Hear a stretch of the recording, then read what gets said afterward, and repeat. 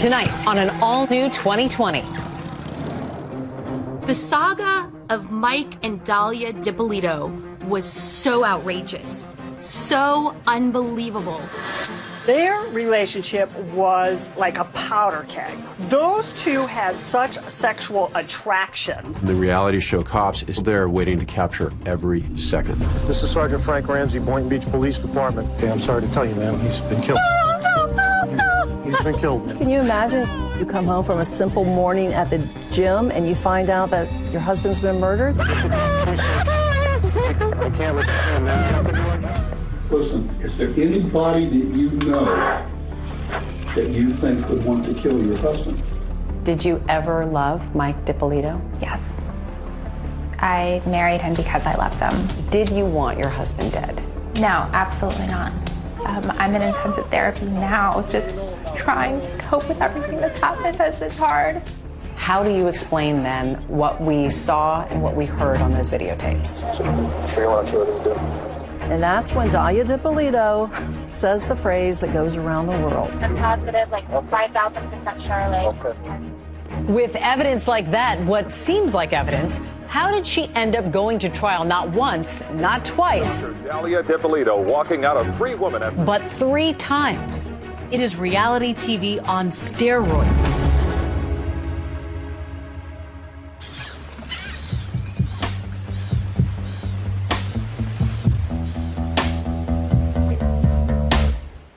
It's a cloudy morning in sleepy Boynton Beach, Florida. It's just before 6 a.m. It's already a humid 80 degrees, and most people are still asleep, but not 26-year-old newlywed Dahlia DiPolito. On August 5th, 2009, Dahlia and Mike DiPolito had just passed their 6-month wedding anniversary. He's in bed in the morning, and Dahlia gets up and goes to the gym at 6 a.m. The LA Fitness in Boynton Beach.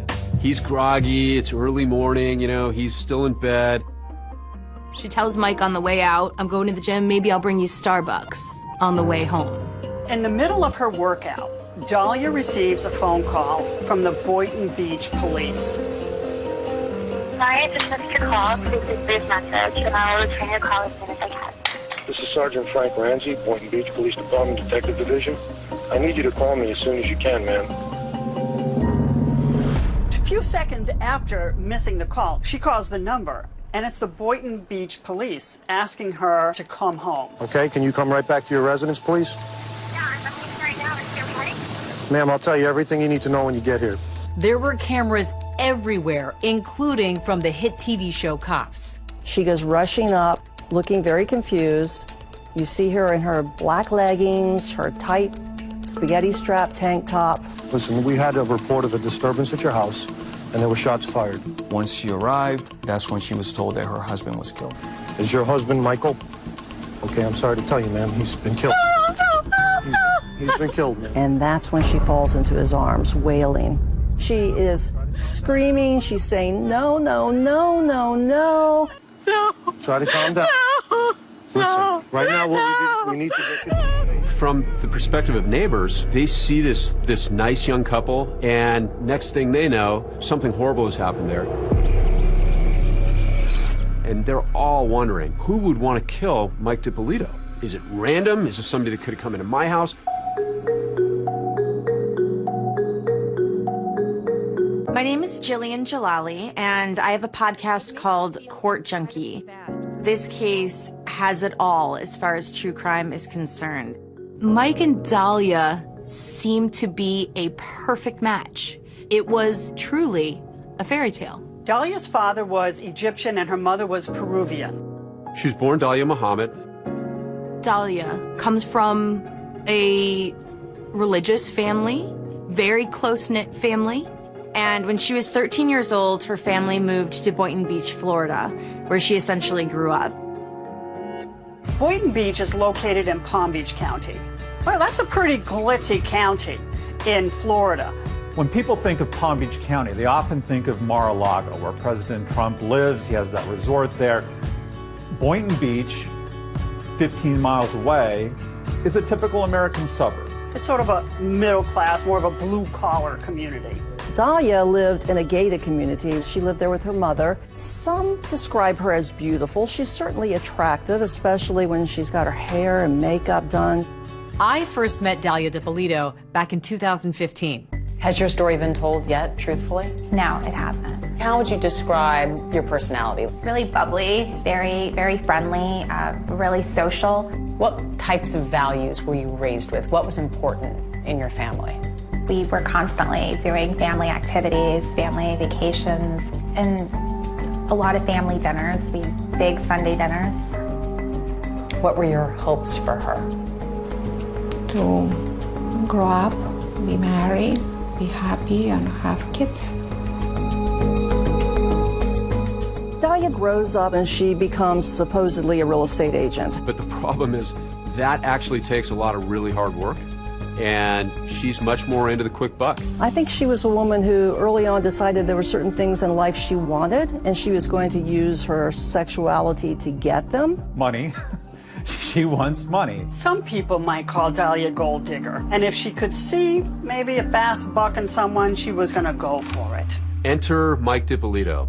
He says that when he met Dahlia, she was working as a paid escort. He meets her on a website called eros.com. He was ordering an escort to keep him company over the weekend. He ordered her like a pizza.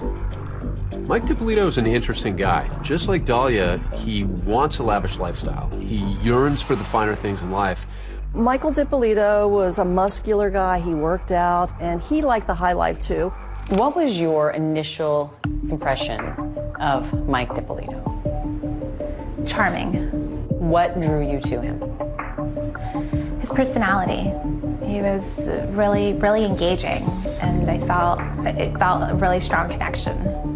So, Mike Dippolito is a very likable guy. He's not afraid to be vulnerable. And he just seemed sort of like a guy you'd see at the gym, maybe not too bright, but working hard and trying to have a fun life. Mike describes his first meeting with Dahlia, that she was sweet, almost naive. Give me some insight into what it was like when you first met. We got into outdoor activities and stuff, and we got bikes, and we started biking together. What do you think Michael saw in you? My personality, who I was, my sense of humor. We talked about all kinds of things. We watched the news together. We were big movie people. We both love Starbucks, coffee drinkers. Mike had a very difficult upbringing, and I think he really yearned to feel loved and to feel safe and taken care of. He had this void that needed to be filled, and she made him feel like he had never felt before. But the problem that Mike had was that he was married at the time. They start an affair, a hot and heavy and steamy affair. He said the sex was unbelievable. Did you have any scruples about getting involved with the man who was still married? No, I was told that he was going through the divorce proceedings, and he had actually sent me papers showing that he was going through the divorce process. Not only did Mike Dippolito have a wife, he also had a checkered past. Well, long before he met Dahlia, he'd gone to prison for running a boiler room stock operation. He was conning old people over the phone. They would call people up and they would sell them these penny stocks, convince them that these were going to become stocks that were going to be worth a lot of money, but in actually were just scams. Basically like the movie The Boiler Room. Listen, I'm presenting you with an investment opportunity that I think you're going to find very interesting. Where he's cold calling people and trying to get them to invest in foreign currency. He was ripping people off. Along the way, he was definitely making enemies. Mike pled guilty to organized scheme to defraud, unlicensed telemarketing, and grand theft. And he served a total of 2 years in Florida State Prison, followed by 28 years probation. They're in love. They are determined to leave their past behind. So this ex-con and his former escort are in this whirlwind romance, and 6 months later, they're married. The way that it happened, it was just so impulsive, and it felt right. You went down to the courthouse the same day, applied for the license. It took a couple of days to, for it to legally be official and everything. This was a shock to Dahlia's mother, Rhonda Muhammad. And she showed me her ring. I was like, wow, you got engaged? And she says, no, we got married. And you thought what? I wasn't happy at all, but it was done. If you look at the pictures of them, she has this beautiful smile. He's grinning. They're embracing each other. It looks like true love. From an outsider looking in, they're the happiest couple. And that brings us back to that hot August morning in 2009. Mike DiPolito is dead. He has apparently been murdered in his house. And the big question is, why? Who would want to do this? Police can't help but wonder if this grieving widow is actually keeping a deadly secret. Are you sure that you don't know anybody who want to kill your husband?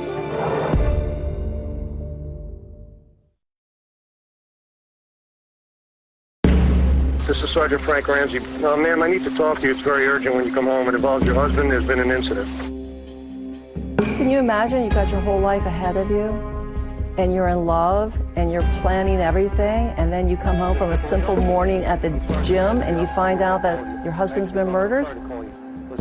I don't wish this on anybody. It's just beyond, words. It's so hard to be able to just fully express. Your husband, Michael? Okay, I'm sorry to tell you, ma'am. He's been killed. He's been killed, ma'am. The condo is surrounded by police cars. The street was mobbed with detectives, crime scene technicians. I can't let you in, man. We have to do our job. We have to find his killer.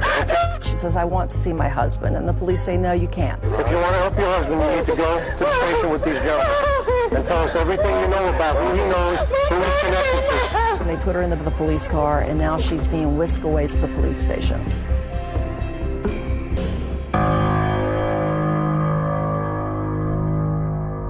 So they take her to the interrogation room. She's sitting in there. And I'll explain to you what we're going to do, okay? They turn the camera on once Dahlia steps into the room to watch her demeanor and to see how she was behaving. I don't want to be videotaped. Well, you're being videotaped. That's all part of it. And still expressing grief and sorrow and disbelief. I love my husband. We love you too. No, you don't want to see him. The police are treating her like a grieving widow. They're doing their investigation into who would want to kill her husband. Listen, is there anybody that you know that you think would want to kill your husband? My husband's on probation. For what? He's for stock fraud. Stock fraud? And in fact, she tries to steer the investigation to the victims that Mike had previously scammed money from. Are you spending time in prison? How much? 2 years in prison and 5 years on probation, going on to 6 years. Oh my God. And what was that for? It was for taking money. It was like, he explained it like boiler room kind of, where they would take money from people. She tells them that he had been in prison before for fraud, that he was on probation, and that he still owed restitution, almost $200,000 to several victims. He's been trying to get off probation, and it's just been nothing but problems the whole time that he's been trying to get off. People weren't happy that he was getting off probation because it's a lot of money he's got to pay back. She tells them that Mike was just about to get off on probation early, and the people that he had scammed money from were very angry and upset about this. Well, when you say people, who are you talking about? People that were involved with him before, or? A little bit of everything. He's constantly running into a lot of the guys that he was on probation with. It was a lot of money. It was $191,000 that he had to pay back. He's got all these sketchy characters from his past. Yeah, they're the ones. I guess somehow when he went away, some guys didn't go away. They left the country. You mean went away, he went to prison? Right. Okay. They left the country. And so somehow he was dealing with some of those guys because they thought that he owed them, and I don't know. She gave very vague details about, maybe people that could have been angry with him. She didn't provide law enforcement with much information at all.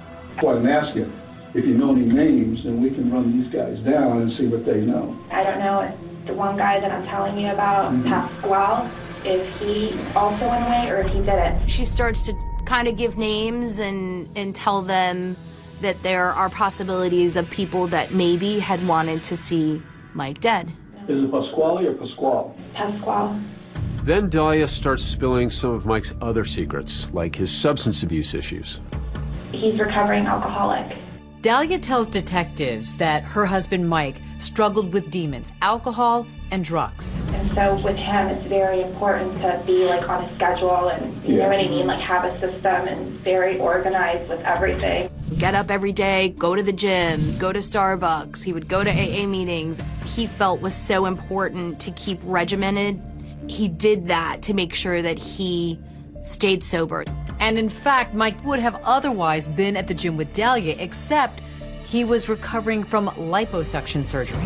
We were supposed to go to the gym. Oh, both of you were supposed to go? He had like 2 blood handles removed from here. And so he was laid up. He couldn't exercise, he couldn't go to the gym. We haven't gone since his surgery, but every morning, 5 a.m., we're both at the gym. You're lucky. What? You're lucky you went to the gym. I don't know if you know, he was shot. He was shot twice. And I want you to know all this. Do you know this? Not exactly. I mean, they told me he was shot. He was found in the bedroom. He was shot twice in the head. She brought up every negative detail of his life in those moments after she learned that he had been killed. Well, you know, he's very, he used to be a drug addict. And what was his drug of choice? Crack. Crack? I'm going to be back. What I want to do is call right now. I'm going to go out and get in touch with the officers at the scene. I want to see if the house was burglarized. Okay. All right, just hang on for a second. Thank you. So when the police exit and Dahlia was still being videotaped, as they leave the room, she starts crying. A few moments later, the detective comes back in and he has one more question. There's no problems between you guys, no financial problems, with your family, you and him. No, there's nothing. In that police interview, Dahlia paints a rather rosy picture of their relationship. No problems, no drama. But what everyone would soon learn is there actually was trouble in paradise. Everything seems great. At least that's what Michael thought. What he didn't know is that Dahlia DiPolito had another man in her life.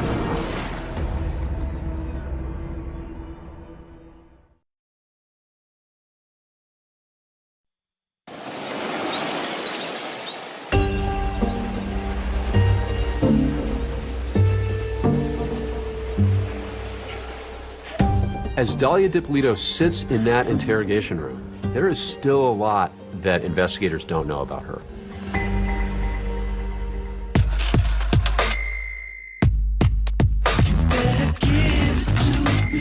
She uses men to give her money or to get into their lives so then she could then extract their money from them.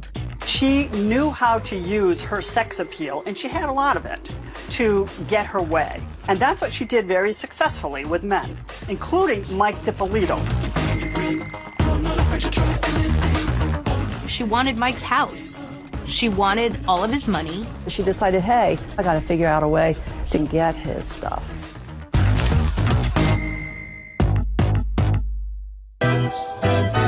She had several men wrapped around her fingers. One of those men was a Florida businessman, Mohammed Shihada. He was a 32-year-old Jordanian national. He was a quasi-actor. In fact, if you go to the site for Mohammed's talent agency, his online portfolio is still there.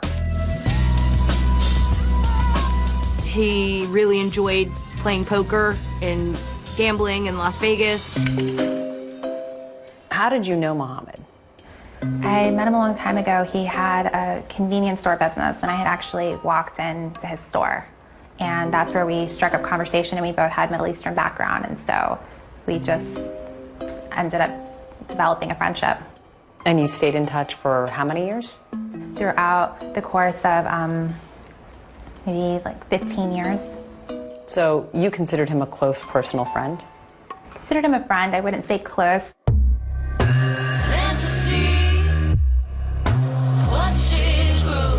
They began a flirtation, which was very heavily sexually charged. When she needed something, they would rekindle that old flame, so to speak. If she needed to vent about a guy she was dating or a relationship that she was in, she would talk to him.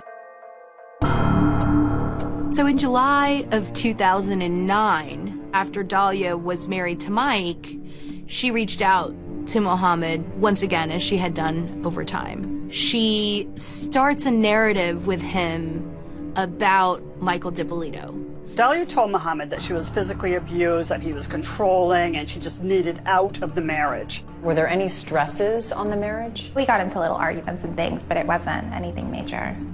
But Dahlia tells Mohammed that her husband is abusive, emotionally abusive, so much so that a regular divorce isn't going to cut it. So she wants Mike out of her life for good and turns to Mohammed for help. She wants for a more permanent solution to her problems. Dahlia confides in Mohammed that she wants Mike DiPolito killed. They meet at a gas station in Boynton Beach. Dahlia tells Mohammed that she's desperate, that she needs to have Mike killed. It's a common thread throughout these types of cases. Beautiful women, and they also often involve allegations of abuse. Mohammed is really nervous that if Mike DiPolito is killed, that law enforcement would come back to him, and he didn't want that to happen, and he didn't want Mike to be killed. Mohammed Shahadi is actually the person that called police and said that Dahlia DiPolito was planning to murder her husband. We had a gentleman come into the police department advising they had some information in reference to a young lady that wanted her husband killed. They captured this first conversation that they had with Mohammed on a tape recorder. Okay, tell us what happened. She asked if I knew someone who can kill her husband for her. I said, basically, no, I don't. She tells me, though, he's the nicest, sweetest nerd, but you can't stand him. So at first we weren't sure what we had. Do you know where she lives? No. At the time, we didn't know what to believe. Her last name, I don't know. Here's a gentleman who walks in. According to him, he's had a sexual relationship with this young lady, but he wasn't sure exactly where she lived or her last name.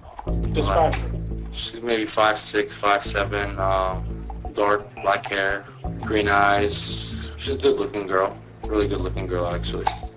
The fact that somebody was going to get killed, it was bothering his conscience. Did she ask you to find someone for her? Yes. So after that first interview, law enforcement realizes that they're gonna need to talk to Mohammed again. What cops want Mohammed to do next is bold and risky. They want to set up a sting. They say, we want you to put a wire on, and we want you to get her to outline this plan to kill her husband. So Mohammed morphs into a confidential informant. We have the informant contact the suspect by phone and set up a meeting so we can ID her. The mobile gas station was one of those places where they've met before in the past, so we decided to make that the location. All right, you good to go? Yeah, I'm good to go. All right, good. So police outfit Mohammed's car with some cameras, and they put a wire on him. And a few seconds later, she began talking about getting her husband killed. There's no small talk. Mohammed and Dahlia launch right into a secretly recorded conversation detailing Dahlia's murderous intentions. At first, it seems like her motive might be Mike's money. Honestly, you work seriously gonna kill me over that much money? It's not even over like it's not even about money. Dahlia has no idea that every word coming out of her mouth is being caught on camera. Okay, well, I'm trying to say is this guy's a professional. It's not all he does is get it done, that's it. Right. This is where he actually says he was going to introduce her to a hitman. I know him, you know, like, he's good at it. We realized that this guy was credible. But now, how am I supposed to know what day he's going to do it? We were shocked how easily she talked about getting her husband killed. He might tell you, oh, it's like to get out of town or something for a day. I'm not going out of town. You even hear during the conversation Her talk about no one would ever believe that she could be capable of murder. His mom is not going to get suspicious of you or anything like Why that? me? No, You knowing say somebody, that- nobody's going to be able to point a finger at me. She ended up bringing $1,200 in cash. She believed that that money was going to be given to the hitman to buy a gun. Yeah, go All right, ahead. I'll try. She also bought 2 pictures. I have a picture of him right now. You're sure everything else is okay? Yeah. You're sure? Yo, what more sure can you want? You're planning a murder. Come on, stop, yo. She's made a down payment on death. And now Dalia DiPolito is about to come face to face with the assassin. But little does she know, she is walking into a trap.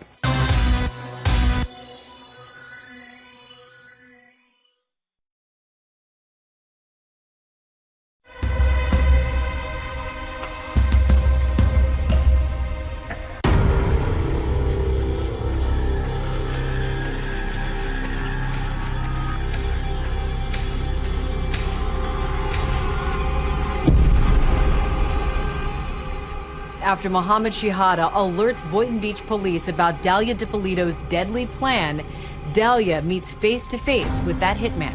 What she doesn't know is this hitman she's about to meet is actually Whitty Jean, Boynton Beach police officer who is working undercover on this case. They agreed on a location, which was a CVS parking lot in the city of Boynton Beach. Pretty much parking this exact spot right here.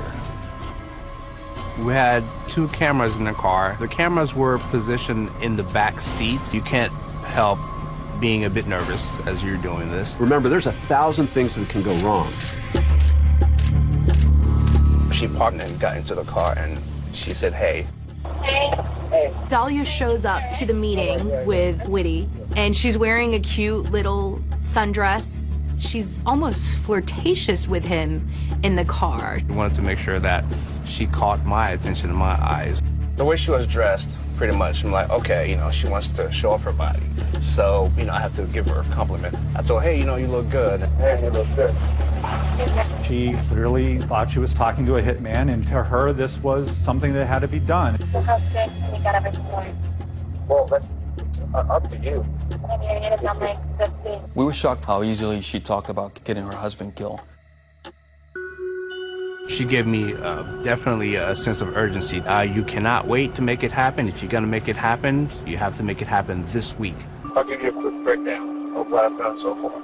We talked about money, how much money she's going to pay me. At one point she said, well, I thought that I already gave you the $1,200. $1,200 went to buy my gun, okay, and a couple hundred, for other people to do things. Right. You know what I mean? When I had to explain to her, $1,200 is nothing. I had to buy a gun, I had to buy a phone, I had to buy this car.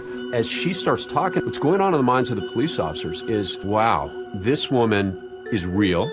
This plot is real. As a matter of fact, I've already spent more money, just to get it here. Right. Trying to tell her, look, however, which way you want it done, I'll do it. So I just want to make sure that, this is what you want.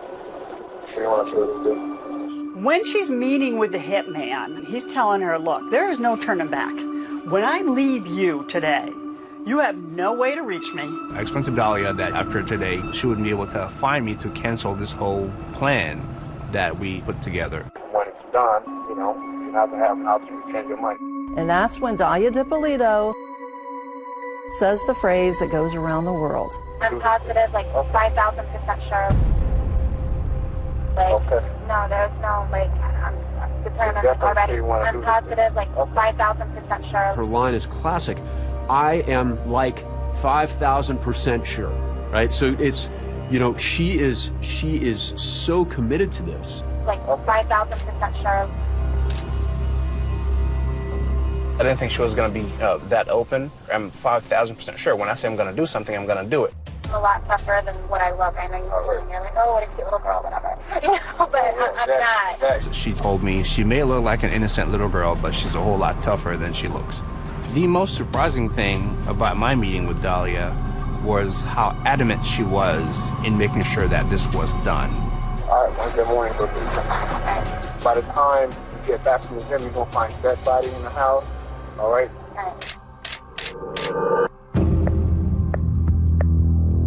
As the Boynton Beach Police Department are preparing for their starring role in this true crime drama, Cops television show are like flies on the wall, recording every bit of it. Our police officers, our detectives, our professional staff, they every day are doing things in our community to keep people safe and to save lives. And for us, it was a great way to showcase that and to let the community and the larger community know what these heroes are doing every day. Now, the Boynton Beach police say that show had been interested in their department for several months. And arguably, their cameras had never captured a scene quite like this one. They are about to hit the jackpot. Everybody knows why we're here. Chachi, you and Brian will go with me. Frank or somebody will call the wife. Just like the undercover instructed her to leave the house, she did. She grabs a smoothie, and she grabs her purse, and she says, "Bye, Mike," and she goes off to the gym. Delia is at the local LA Fitness, but back at her condo, police are there setting up an elaborate trap. That looks good. I like it. We've had set up a fake crime scene around the house, yellow tape around the streets, around the house. We make it look like her husband had gotten killed inside the house.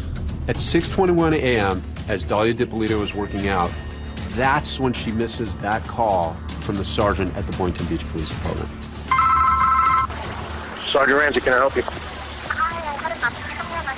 Is this Miss DiPolito, please? He intentionally pronounces her name wrong to throw her off. Once he got her on the phone, told her that something had happened and we needed her to come to the house. They needed to break some news to her. No, ma'am, I need to talk to you.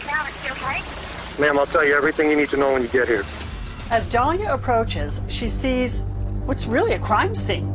She sees police, tape blocked off.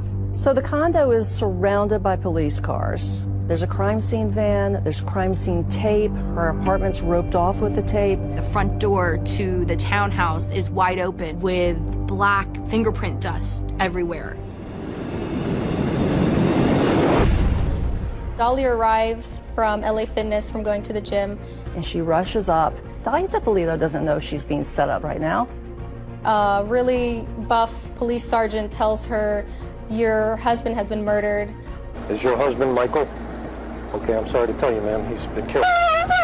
Before the words are even out of his mouth, she starts crying.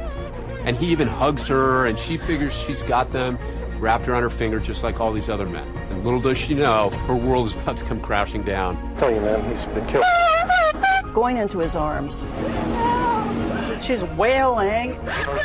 As I watch her breakdown as she starts to cry before the word killed is even said, this was the role that she had practiced. And the play acting continues when they get Dahlia into that interrogation room. Everyone was in character that morning, including the undercover police officer, Woody Jean, who suddenly appears in the interrogation room to make a cameo appearance of his own. You know who this guy is?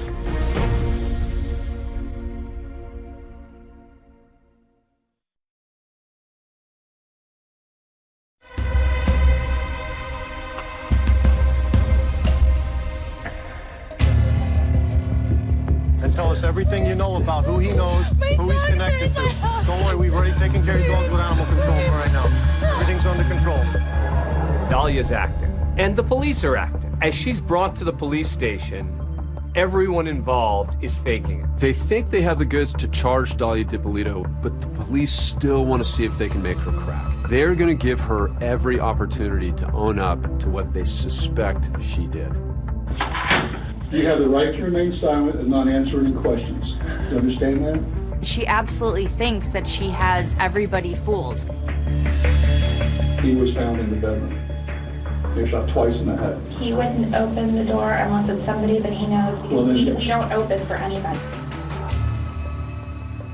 She believes that she's going to be able to convince law enforcement that she truly loved Mike and that she had nothing to do with his murder. When the police asked Dahlia if she wanted her husband killed by any chance, she denied it, completely denied it. No. You wouldn't want to kill him, I hope. Not at all.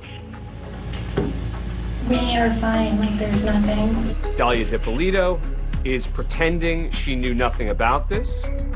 and the police are pretending like her husband is actually dead. Did you want your husband dead? No, absolutely not. Did you want any harm to befall him? Never. No, never. Suddenly, the tide begins to turn, and the police get tough with Dahlia. They've had enough with her charade and with her lies. Police are thinking that by ushering in that would-be hitman, the man that she paid to murder her husband, surely that will get her to come clean. Do you know her? Put your head up and look at her. Put your head up. I've never seen her. What were you doing coming out of her house? Get him out of here. Inside, I was kind of laughing because I knew that I spent a good 25 minutes talking to her, and hearing her saying that she's never met me was pretty shocking. She denies ever meeting him, and she doesn't know who he is. And then the detective all of a sudden goes from being the grandfatherly figure that he had been into more of a aggressive. You're going to jail today for solicitation of murder. You're under arrest. That's an undercover police officer. We filmed everything that you did, recorded everything that you did. You're going to jail for solicitation of first-degree murder of your husband. I didn't do anything. Did you hear what I just told you? I heard what you said, but I didn't. Everything, listen to me. Everything has been recorded. You were photographed in the convertible when you sat in this car in the front of CBS. What do you want to do? I don't think for a second that she thought that investigators in the interrogation room were going to turn on her. Listen to I me. didn't do anything. You're going to jail. I didn't do anything, please. I didn't do anything. Can you talk about that moment when you realized the tables were turned? I panicked. I was just completely frozen, and I couldn't move. I couldn't really process and digest everything that was going on. Shockingly, the Boynton Beach Police Department media director posted the video of the staged crime scene. The Boynton Beach Police uploaded the video the same day. This was our way of getting video to our local media. We uploaded the video just as we did dozens of other videos. We see this stunning video of this takedown, this woman crying and wailing. We've never seen anything like it. It's always a risky move for the authorities to release any information during an investigation. But Florida is one of the most open states in the country when it comes to sharing information with the public. In a matter of hours, we were getting phone calls from national and international media. I need you to take her to the station. I thought it was going to be a very hot story. There's the jilted husband, there's money, there's video. If you want to help your husband, okay? If you want to help your husband. We were stunned. We were delighted. When law enforcement confronts her with all of the evidence that she wants Mike DiPolito dead, Dahlia denies that. Listen to I me. didn't do anything. You're going to I didn't jail. do anything, please. I didn't do anything. She's sticking to her script. She's crying. And with the spotlight on Dahlia, the grand finale is about to unfold. So finally they say, guess what? He's alive. He's alive. Come here, please. Come here. Mike, come here, please. Come here. 3 words to describe Dahlia. Liar, liar, liar.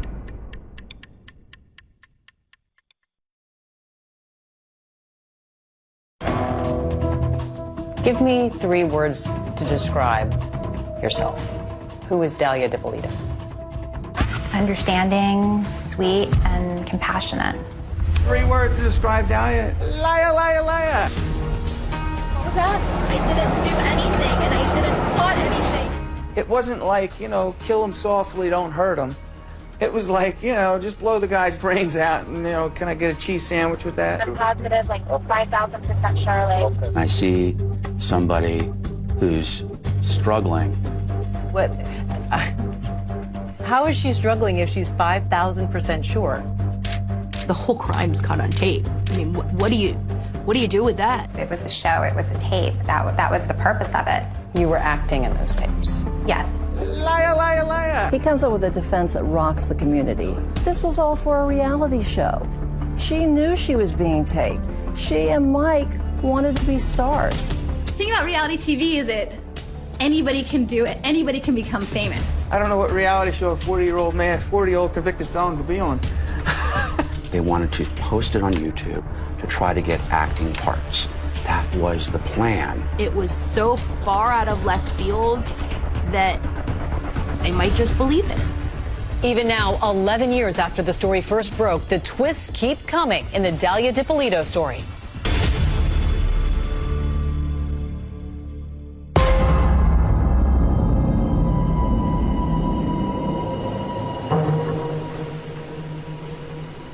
On August 5th, 2009, Dalia Dippolito's life changed forever. Thank you for coming. I'm sorry to call you. First, police tell her her husband is dead. Is your husband Michael? Okay, I'm sorry to tell you, ma'am. He's been killed. Then she's told she's been caught on tape planning his murder. You're going to jail. I didn't do anything, please. I didn't do anything. Tell me you didn't do anything? I didn't do anything. You're going to jail today. You kept saying, I didn't do anything. Just over and over and over again. Was that all you could think of to say? They were accusing me of trying to have my husband killed, and I didn't. So that's what I kept continuously telling them. When they turn the table, she doesn't fess up. She just keeps denying everything. And lacking that confession, they kept trying to shock her more and more. And this is the part where what happens in that police department will go down in the history of detective work. This is a masterstroke. The ultimate shock, you could call it a resurrection of sorts. Police tell her that her dead husband isn't actually dead. Your husband is well and alive. Thank God. Oh, yeah, thank God. Can I see No, he him? doesn't want to see you. They bring Mike in. Look, your husband's alive. We've got you. Oh my God. He's alive. The show Cops is at the station capturing Mike's reaction. Come here, please. Come here. She keeps begging him to come inside the room, which he doesn't. Mike, come here. Come here, please. She sees her husband, and he's alive. What? You're alive? This is a dead man walking and talking. You never see this happen. Can't fix this. Why not? I didn't do anything. I heard you. Mike, come here, please. Come here. All of her skills as a femme fatale will start rolling in. Mike, come here, baby, come to me. With cameras rolling inside and outside the interrogation room, it is reality TV on steroids. I don't know what's going on, please. For Mike Dippolito, it's a surreal love story that quickly turned into a nightmare. He never saw it coming. For Mike, this was a whirlwind romance. He was head over heels in love with Dalia. I met Dalia and we got along very well. There was never any friction. We never argued. How can I say? Our sex life was incredible. Meanwhile, the entire time she's plotting behind his back. There's this side to his wife he has no idea about. Mike Dippolito insists that the accusations made by Dalia Dippolito that he is abusive are totally false. Still, Dalia secretly wants out of the relationship. And authorities say if she can get out with a pile of Mike's money, that's even better. Mike Dippolito still owed $191,000 restitution, and he was on probation for decades. If he could make that restitution, he could make an argument to get off probation. But he says Dalia told him she could help him with that. Dalia said, if you can come up with $100,000, I will take $91,000 of my own. I'll put it with your money and we'll send it to the lawyer together. It was her responsibility to wire the money to Mike's lawyer. She says she's helping him. He thinks that she is. But in reality, she's doing anything but helping him. Soon, Mike notices odd things are starting to happen. Before I met her, I don't think I had a run-in with the police since I've been home from prison. I meet her, I'm running into the cops more than I ran into the cops probably ever in my life. Mike will soon find out that someone is trying to frame him for crimes he didn't commit. On 2 occasions, drugs were planted in his vehicle. Mike decides to take Dahlia away for a couple of days to the Ritz-Carlton. Mike is stopped by a police officer, and the police officer tells Mike that they had received an anonymous call saying that he was dealing drugs out of his Tahoe. He goes, "Do you mind if we search?" I said, "Absolutely, go ahead." He searched the truck, didn't find anything. It was very odd. And then the next day, I go to get gas in the truck, and I find a bag of pills. It looked like cocaine in there, and that's when that hit me. I said, wait a minute. You know, somebody put this in my truck and called the police on me. They just didn't find it. Authorities say Dahlia figures he's an ex-con, and if she can get him sent away for drugs, he'll be gone for a really long time, and she's home free. I remember I looked at Dahlia, I said, "Did you put drugs in my truck?" She adamantly denied it, so I let it go. Fine, fine. But you know, every instinct's telling me that it doesn't make sense. In fact, according to authorities, what she's really trying to do is get Mike DiPolito out of her life. And that $100,000 he'd given to Dahlia, she was supposed to wire it to his lawyer, but she hadn't. I knew clearly she stole my money. She's telling me she's going to get it back, and I'm doing everything in my power to believe her. He just stays in the relationship. He seemed to be, I don't know, for lack of a better word, a chump for love. Your ex-husband Michael claims you stole a lot of money from him. Money that was supposed to be used to pay his restitution. Did that happen? No. It's money that he was hiding. Police say that after her plot to try to get him jailed doesn't work, she ups the ante. One morning, he gets a knock at the door. We knocked on his door, and we actually woke him up. All I see is a bunch of cops, and I'm like, oh boy. I go downstairs. Police department, open your door. I hesitantly open the door. First, he didn't know what was going on. I thought they were there to arrest me. And we ended up telling him what we were there for. You have to come with us. Your wife's going to have you killed today. Your wife has hired a person to kill you. Just relax. Take it easy. Clearly, this just hits him like a ton of bricks. I mean, he literally takes a step back. We ended up taking him out of the house and driving him straight to the Boynton Beach Police Department. You already know why we're here. Your wife hired somebody to kill you. I also played a little bit of audio where she says, hey, I'm 5,000% sure that I want him killed. I'm positive, like 5,000% sure. It wasn't like, you know, kill him softly, don't hurt him. It was like, you know, just blow the guy's brains out and, you know, can I get a cheese sandwich with that? Even from behind bars, Dahlia is not finished trying to manipulate Mike DiPolito when she makes an astonishing phone call. Hello? Hey, it's me. Yeah, what's up? Nothing, Mike. Please come here. Is she ready to confess, or is this something else? Everybody asked me, why'd you take the phone call? I had to take the phone call.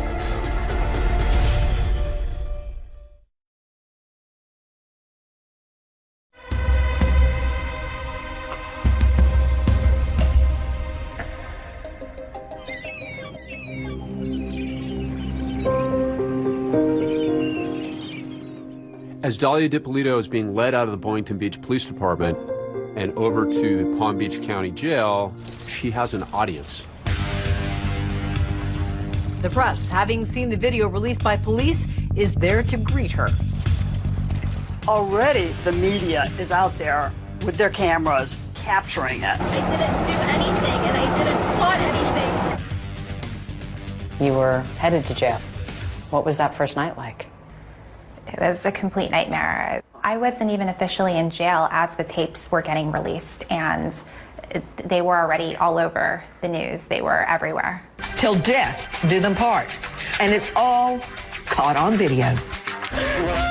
In the hours since the police released the tape to YouTube, the name Dahlia DiPolito is making the rounds and is making a big giant splash on cable TV. Bombshell tonight. A newlywed in Boynton Beach, Florida. Work it, cry. Problem, Ruh-roh, the hitman, is a cop. I could just watch the video over and over. It just is one of those clips that never gets old. The crying, the screaming, the bending over. Meryl Streep, wherever you are tonight, don't worry, you're safe. You became a headline around the world. Everyone knew your name. It was awful. While in jail, Dahlia makes a few tearful phone calls, first to her mother. Hello? Mom, I'm in jail. I didn't do anything. I didn't do anything. You did. I know you didn't. I know you didn't. Okay. How many times did I told you to leave that guy? How many times did I tell you? But her next phone call is unfathomable. From the jail, she calls Mike, the man police say she has just tried to have killed, and offers him no apologies. Hello? Hello? Hey, it's me. Yeah, what's up? Nothing, Mike. Can you please come here? Everybody asked me, why'd you take the phone call? I had to take the phone call. I had to hear what she was going to say. I couldn't help myself to not take that phone call. Mike, please, I need an attorney. Can you please help me? You said you wanted to have me killed. I heard that. It's not true. That is not true. Not true. How can you believe that? I heard your voice. Frankly, it's unbelievable that Dahlia called her husband, the victim in this case, the target of her actions, the person she wanted dead, to ask him to help her. It is just unbelievable to listen to. The fact that she thought that she could demand that Mike help her is just on another level. And he's even trying to give her advice as to what to do while she's in jail. You're going to be ran around in there for a little while, a couple days. You need to just try and just go with it. And keep to yourself and don't say a lot. I know she's never been in there before. I mean, it's not a nice place. I tried to tell her, stop acting, the way you're acting, or you're going to have a rough time in there. Mike, I love you. Thanks for listening and sitting there. Everybody treated me awful good. Things get spelled out for Mike that he was a very lucky man. Prosecutors say that Mike actually survived an earlier attempt on his life. When Mohammed Shihada was giving a statement to police, he told them that Dahlia had poisoned Mike's Starbucks iced tea with antifreeze. So law enforcement, they just ask him, was there ever an incident with iced tea? And Mike then realized that he was a lot closer to his demise than he ever realized. She went out and came back with some Starbucks iced teas. I take a sip and I spit it out so fast. It was terrible and I didn't think anything of it. I only took one sip. I was sick for about 2 weeks. Dahlia's attorney said she never poisoned Mike. Mike doesn't end up helping her find an attorney, but the attorney she does find ends up presenting one bizarre, wacky, intriguing defense. It was a stunt. It was a hoax, a ruse, a plan that Mike DiPolito hoped to capture the attention of someone in reality TV. You were acting in those tapes. Yes. It didn't make an iota of sense to me. It was so far out of left field that they might just believe it.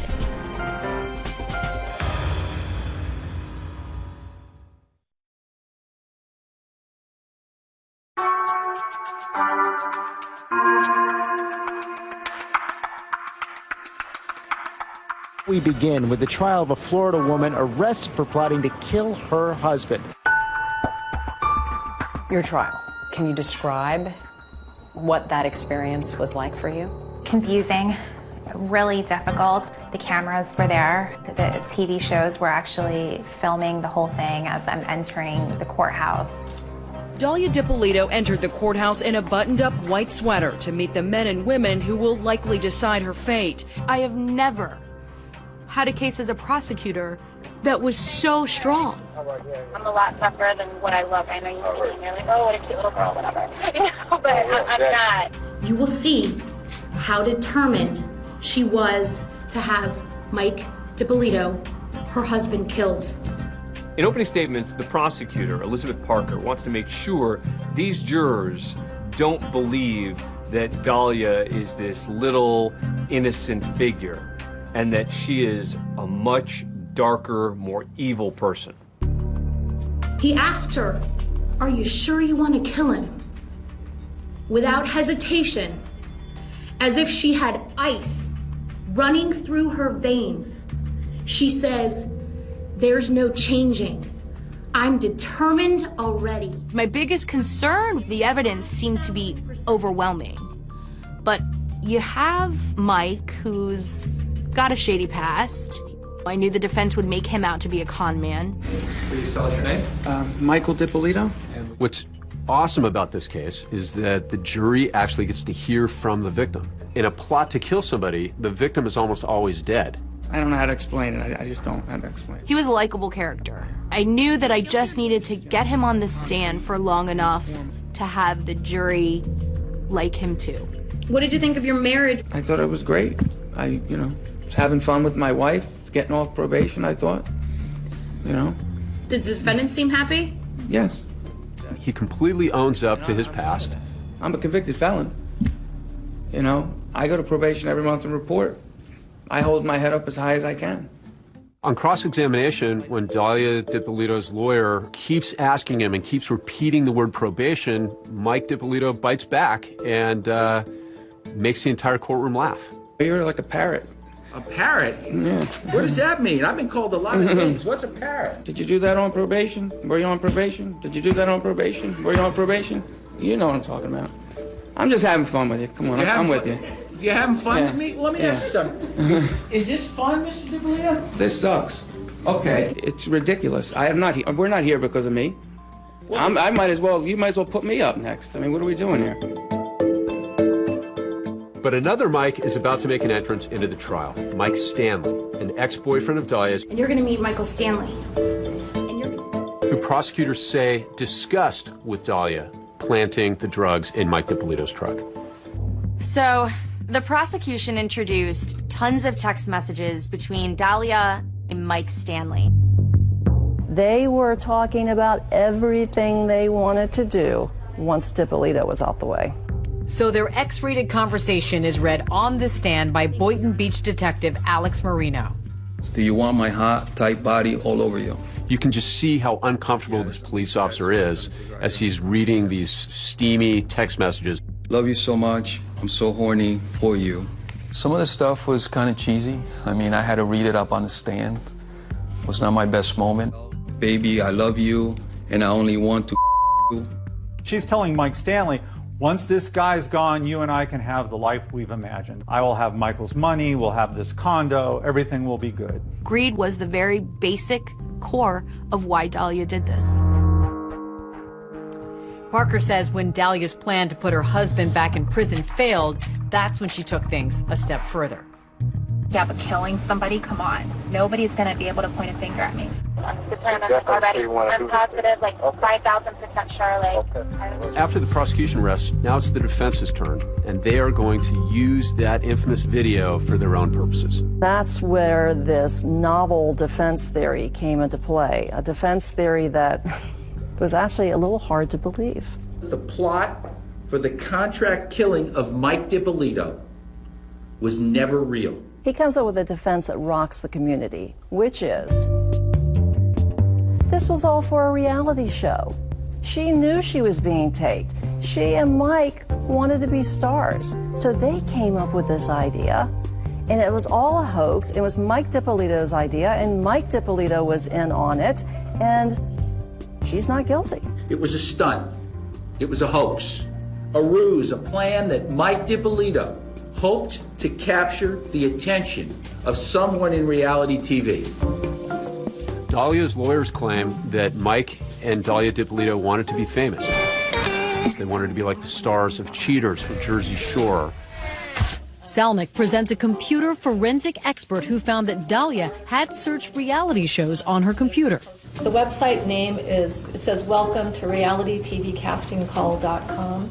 It fits with his obsession about his appearance, his vanity, and others might be interested in his reality. I was shocked. I mean, where was the evidence that this was a reality show plot? Dalia, listen to me for a second, okay? I didn't do anything. I didn't do anything. At no time does she ever stand up and say, well, hold on a minute. This was all, Michael, Mohammed, wait a minute, this is all a setup. We were all acting, right? Wouldn't be that the first thing out of your mouth if you're about to be arrested? And not only that, Mike DiPolito strenuously denied that it had anything to do with reality TV tryouts. Did you ever have aspirations to be on a reality show? No. Did you ever act out any scenarios with a defendant for a reality show? No. It's the dumbest thing I've ever heard. I couldn't even believe they made something like that up. I don't know what reality show a 40-year-old convicted felon could be on. This defense received a fair amount of eyebrow raising. She didn't want to kill her husband. She just wanted to be on a reality show. A pretty shocking twist in the case of the Florida wife caught on tape taking a contract out on her husband. Well, we got to bring in our legal analyst, Dan Abrams, on this one. And Dan, all of us just shook our heads when we heard this. I've seen a lot of wild and crazy defenses in my day, and this is certainly one of the wildest and one of the craziest. The reaction to this defense was, are you kidding me?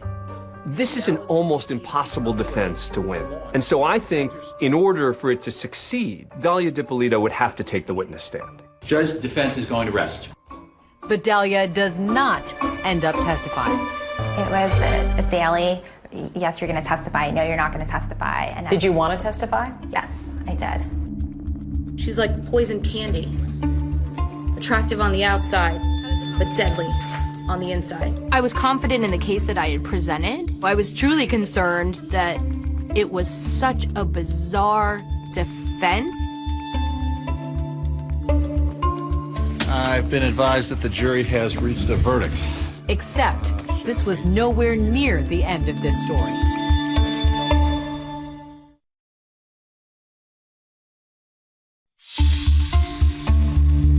Now closing arguments continue in the Dalia DiPolito murder for hire trial. And this case will go to the jury before lunch. It was a typically hot day in Florida, but that is not why Dalia DiPolito was sweating. She was facing up to 30 years behind bars. Waiting for the verdict. What was that like? It's nerve-wracking. It's just really stressful, really tense. I've been advised that the jury has reached a verdict. The jury took just 3 hours to come to a decision. We find the defendant guilty of solicitation to commit first-degree murder. I was numb. It wasn't at all what I was expecting to hear. Verdict, we the jury. I never had the impression or the understanding from my attorney that losing was a possibility. Everything was always, you know what, we got this. Wow. We have really good poker faces, apparently. We all just said, well, she's guilty. Yeah. It was just kind of unanimous. And the defense didn't present anything that really represented this was for a reality TV show. And she said, I am 5,000% sure. And that did it for me. There is absolutely no moral justification for your conduct. It was pure evil. I'm sentencing you to 20 years in the Department of Corrections. I looked at her in that courtroom and I just said to myself, man, this is sad. I wish we were never here. And as far as the sentence, I'm 5,000% happy with it. That seemed to be it. Case closed. Except this was nowhere near the end of this story. Everybody thinks, bye-bye, Dalia, that's it. But turns out she got an appeal.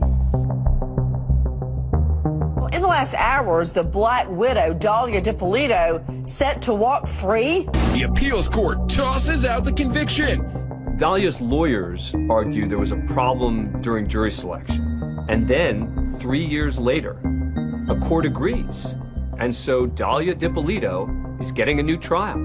Were you surprised? The first piece of good news throughout the whole process. So now we move on to Dalia round 2. That's right, she's coming back a second time. And this time, there's a new cast of players. For this second trial, Dalia hires 2 high-profile lawyers she's seen on TV, Mark Eiglarsh and Brian Claypool. Defense attorney Brian Claypool. Nice to see you both. I am 5,000% sure Dalia DiPolito is innocent. Dalia's new lawyers allow her to speak publicly for the first time, and that's when I had the opportunity to exclusively interview her. Your every move is monitored. Clearly, the strategy was for Dalia to try and undergo a bit of an image rehabilitation. When people hear the name Dalia DiPolito, what do you think comes to mind? Everything negative. Give me 3 words to describe yourself. Who is Dalia Dippolito? Understanding, sweet, and compassionate. Because it was a pre-trial interview, Dalia's lawyers wouldn't let her discuss certain parts of the case, particularly those videotapes. Already, I'm positive, like 5,000% sure. Like. Did you hire a hitman to kill your husband?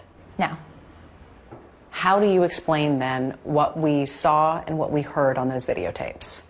I'd like to be able to explain that to you right now, but I can't because the attorneys legally have told me that we're saving that for our day in court. In our interview, Dalia's lawyer, Brian Claypool, reiterated that reality TV defense that we saw in her first trial. Dalia, her ex Mike, and this gentleman Mohammed were all part of this collaboration to put together a YouTube video of a scene where they're hiring somebody to kill somebody. They wanted to submit that, post it on YouTube to try to get acting parts. That was the plan. It got out of control. I'm positive, like 5,000% sure. 5,000% sure, not 100% sure, not 1,000% sure, but 5,000% sure. How do you explain that? I look at that video and I see somebody who's struggling with whether she's really sure. She's struggling? What? Why? Well, how is she struggling if she's 5,000% sure? Well, you might find that humorous, but when I hear people say they're sure, I'm 110% sure. She's trying to overcompensate. As for Mohammed, he denies working with Mike and Dalia to make a video to try and get acting jobs. Mike Dippolito says he's never even met Mohammed. What do you say to people who say you're just denying the undeniable, that this is an open and shut case? That now with the attorneys that I have, so much is coming to light to where it would just be insane to not believe me. The tape it was a show, it was a tape. That was the purpose of it. You were acting in those tapes? Yes. But you're telling the truth now? Yes. Why should we believe you? Because it's what happened. It's the truth. Dalia Dippolito escorted into court by her attorneys for her second trial. Dalia's second trial is going to shock a lot of people in a number of ways. Claypool dropped this bomb. He just throws off like it's nothing. And by the way, if you send her to prison, you're going to be separating her from her infant son. What infant son?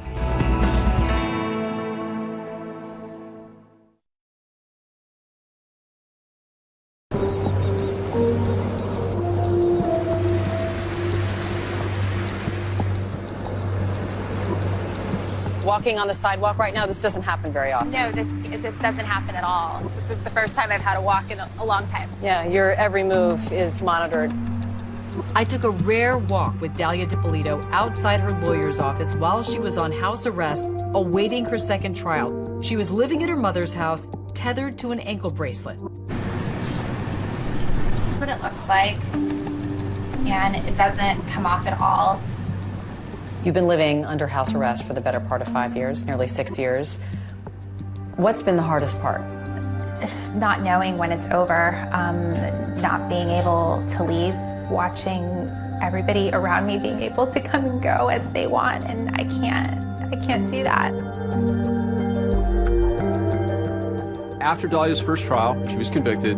Prosecutor Liz Parker wrote a book about it called Poison Candy. This is what she wrote about you. She was poison candy, sweet, delicious, mouth-watering on the outside, but deadly within, and designed to cripple the innocent. What's it like hearing those words? It's hurtful. When I found out that the book was out, I was suicidal. Do you think people will change their minds about you when they hear from you in your second trial? I'd like to believe so.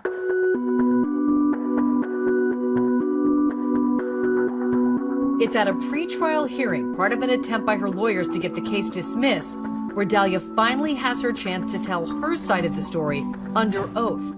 Raise your right hand. You swear to tell the truth, the whole truth, and nothing but the truth. You take the witness stand on my right. It's not unusual at all for a defendant to take the stand in a pretrial hearing as long as it's not in front of a jury. Good afternoon, Mr. Leo. She actually takes the stand, and she gets up and describes that I was acting, she says. I was acting. We worked together on an acting project. We were all going to work on an actor's presentation to put up on social media. That did not go well for Dahlia. Under cross-examination, the prosecutor, he just tore her story apart. He was, okay, first of all, where's the script? Where are the notes? Wouldn't you have production notes? Where was your script this day? What do you mean, where was it? Where was it? It wasn't there. We looked at the script and we didn't take it with us. The prosecution punches holes in this reality TV defense. One of the questions was, this is all about reality TV. How come you can't clearly see your face, you know, with the cameras in the back of the car? How come you can't see any of it? I wasn't the one taking it. I don't know. She had so many holes in her story, it made no sense. Her true self shined through. She was so not convincing at that pretrial hearing under oath that the court ruled against her. She loses the hearing, and so the motion to dismiss the case fails. 9 months later, it's Dahlia's second trial. The high-profile retrial getting underway today in West Palm Beach. Dahlia Dippolito getting a second chance at freedom after her first conviction was overturned. Trial 2 was handled quite a bit differently by the prosecution. They were going to stick to those videos, and that was it. They didn't even call Michael Dippolito to testify.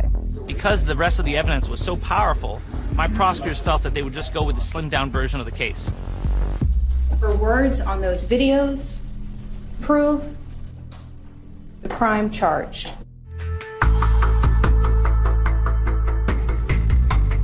In the second trial, Dahlia's lawyers abandoned this reality TV defense. The defense focused on the misconduct, they said, of the Boynton Beach Police Department. They were trying to flip the script and put all the blame on the police. So far, no mention of that reality show acting defense that she had talked about previously. Gone is this reality TV nonsense. Now they're leveling their charges against the Boynton Beach Police Department because Boynton Beach had brought cops in. That opening theme song, Bad Boys, is so synonymous with the show, a show that is supposed to put a spotlight on the good work police do every day. Bad boys, what you gonna do? What you gonna do when they come for you? At the beginning, the Boynton Beach Police Department really wanted to highlight their professionalism by participating with the cops' television show, but at the trial, the defense really hammered them and went after them, effectively putting them on trial. This is a fake crime scene, right? Right? Yes. It's all pretend, right? Yes. It's all made up, right? Yes. And you think that's a good use of taxpayer money? My opinion doesn't matter. Stay. The presence of the cops' TV show created a frenzy within the Boynton Beach Police Department to manufacture good television. They tossed Dahlia Dippolito under the bus. They made this way more than it ever was. And they could care less about her constitutional rights. The Boynton Beach police say there was no wrongdoing and they were just trying to gather evidence. Cops filming with the Boynton Beach Police Department had nothing to do with this investigation. It was just a coincidence as far as timing was concerned. Then the defense pulls out its ace card, and it's a showstopper. Claypool gets up, he's making this dramatic closing argument, and he just throws off like it's nothing. Give her that freedom back to go home to her family and her infant son. By the way, if you send her to prison, you're going to be separating her from her infant son. We all sort of are like the reporters in the back row. We're all sort of like, look, did I just hear that she has a child? The latest bombshell was dropped last night during closing arguments. Turns out it was the appliance repairman. He came to her house, they fell in love, she got pregnant, and she had a baby, all on house arrest. And right now, we're on verdict watch in the Dahlia Dippolito retrial. I think there was a general expectation that she would be convicted. A bombshell announcement in the murder-for-hire case against Dalia DiPolito. We, the jury, feel that we cannot reach a unanimous decision. The jury telling the judge late today they are deadlocked. I must declare a mistrial at this time. There were 3 votes for guilty and 3 votes for not guilty. Courtroom shocker, Dalia DiPolito walking out a free woman after a judge declared a mistrial in her murder-for-hire retrial. I can count on one finger the number of people in this country who felt we even had a chance in this case.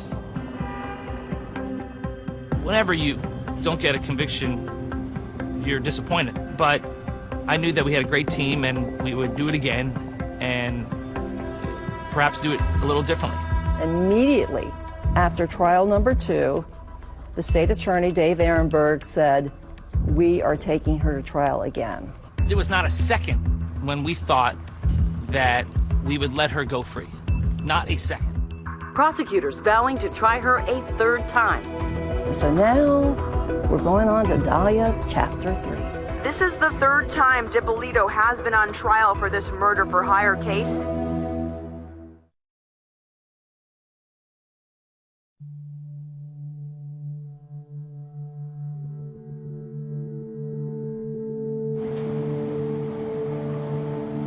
Heading into the 3rd trial, prosecutors are certainly hoping that they can finally close the book on this case. We knew she tried to commit murder, and she had gotten away with it thus far. And until we heard the word guilty, we were not going to be able to exhale fully. This is the 3rd time DiPolito has been on trial for this murder-for-hire case. Well, the prosecutors for the 3rd trial this time went back to the original strategy of putting on more of a prosecution. We wanted the jury to get more context. We wanted the jury to see Michael DiPolito. Introduce yourself to the jury for the record. Hi, my name is Mike DiPolito. By humanizing the victim, you impress upon them truly the importance of this case. It's vitally important that they put him on the stand. Did her arrest for solicitation to commit first-degree murder shock you? Yes. Would it work? Well, in this 3rd trial, it didn't take long for the jury to make its decision. A verdict for the woman on trial in a murder-for-hire.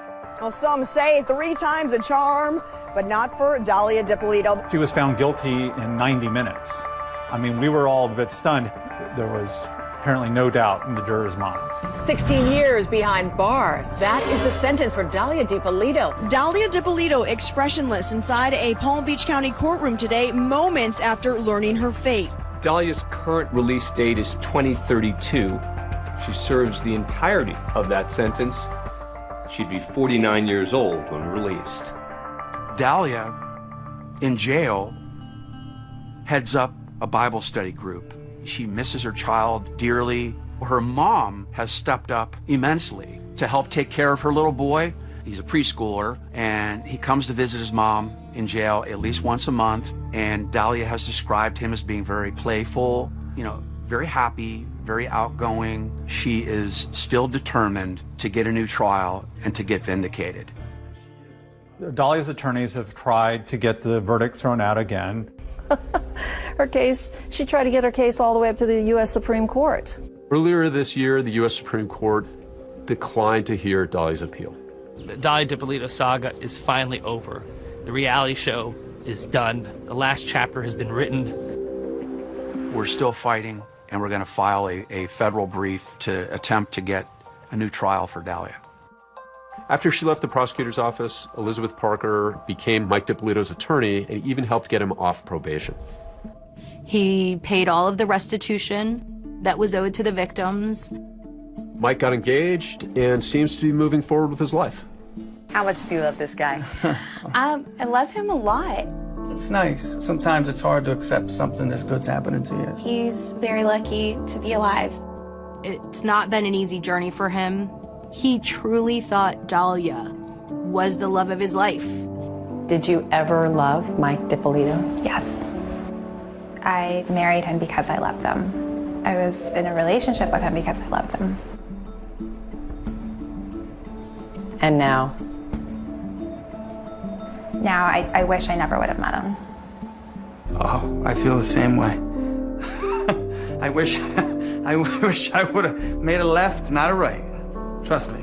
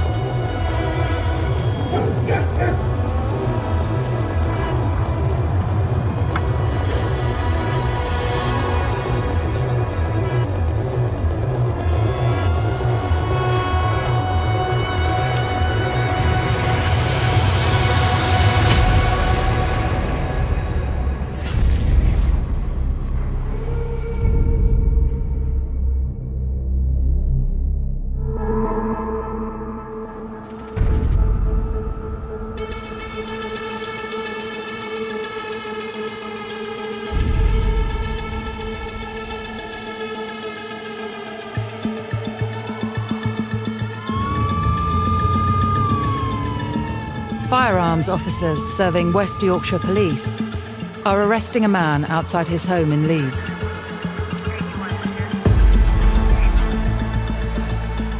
A woman has been stabbed. Forensic teams are dispatched to the scene.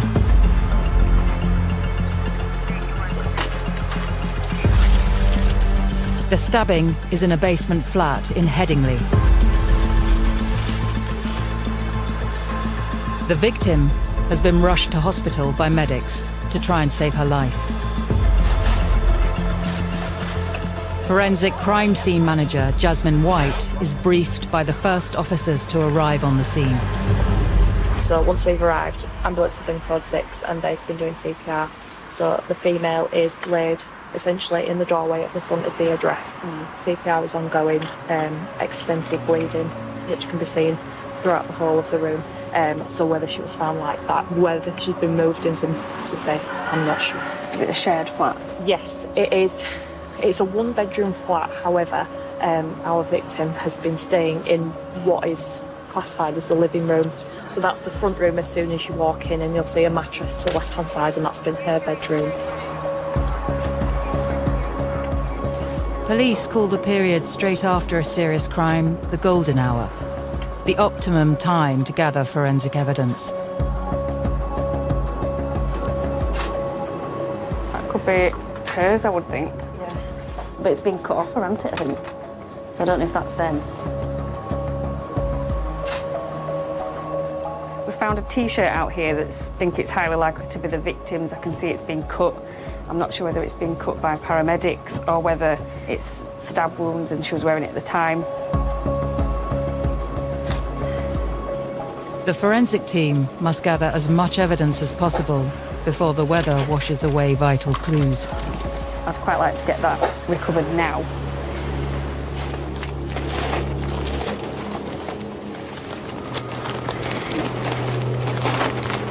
Excellent.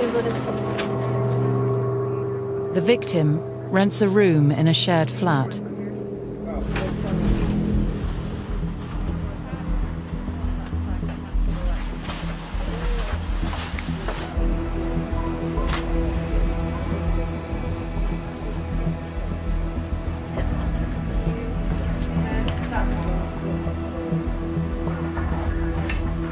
We have got quite a lot of blood around. We've got sort of really thick congealed blood here over this side, and then we've got some more sort of what looks diluted blood on the sofa, and we've also got something that's going up the wall.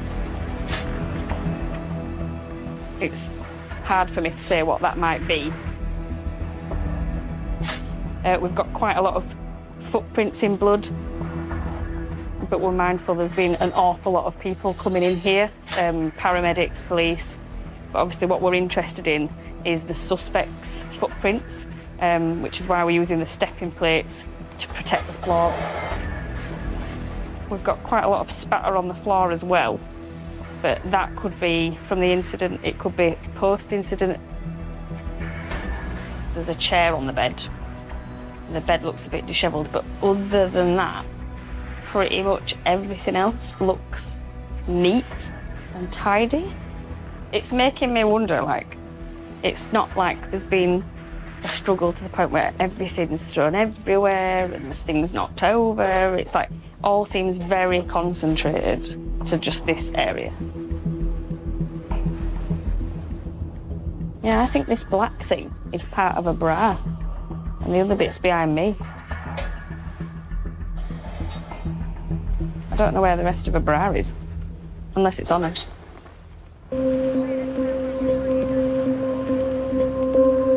The victim dies in hospital from a suspected stab wound.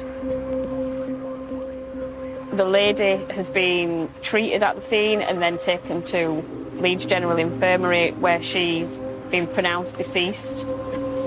This is now a murder investigation. The on-duty senior detective arrives at the scene.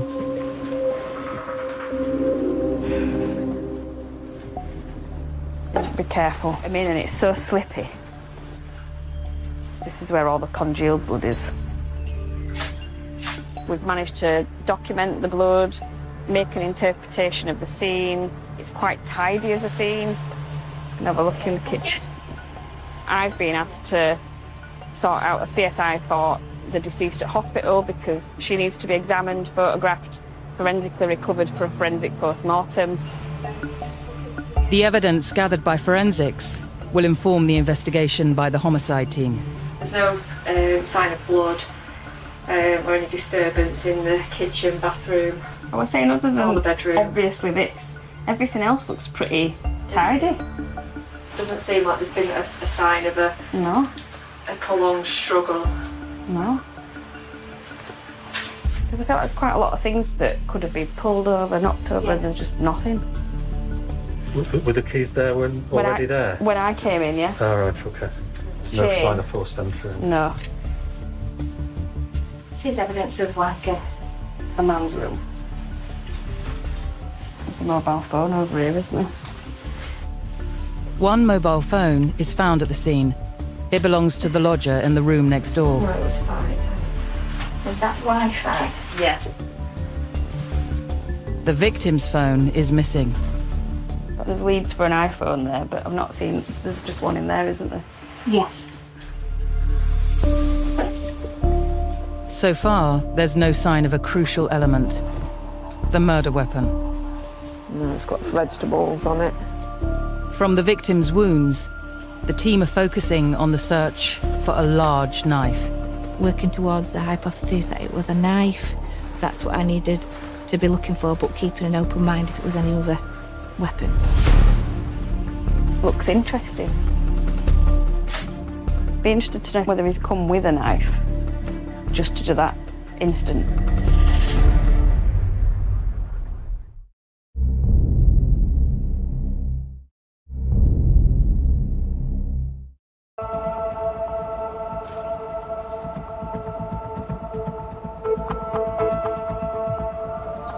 A woman in Leeds has been murdered in a vicious stabbing in her own home. The homicide and major inquiry team gathers for its first briefing, led by Detective Superintendent Emma Winfield. Good morning, everybody. Thank you for joining us so quickly. So at 19:20 last night, I received a call notifying me of a potential murder and awaiting further information. An injured party had been transported to LGI. So I went to the hospital to understand our victim and the injuries. Our victim is Arlene Kaur. She has long dark hair. There was matting of blood in her hair, but we couldn't see any injuries to her head. There was obviously medical intervention that had been stitched up, and then she had the stab wound to the top of her left breast. Her hands did have cuts, slice marks to both hands on her fingers, which I'd identify as self-defence marks. There has been some... The forensic lead, Kate Whitehead, works alongside the detectives and brings them up to speed. So, Kate, what's been done so far? So far, there's been in and taken general photographs. There are some footwear marks in blood. Clothing, the T-shirt and the bra has been recovered. The iPhone in the rear bedroom has been swabbed and seized. No major disturbance elsewhere in the flat, and 2 knives were noted in the kitchen, but no obvious blood staining on those. The deceased, LGI, the victim, she has been photographed, clothing seized and bagged. As forensic practitioners, we do work and are employed by the police, but we have to remain impartial. We're there to find, recover and collect evidence that might prove somebody's involvement in the case, but it also might disprove their involvement in the case, so we have to be really unbiased.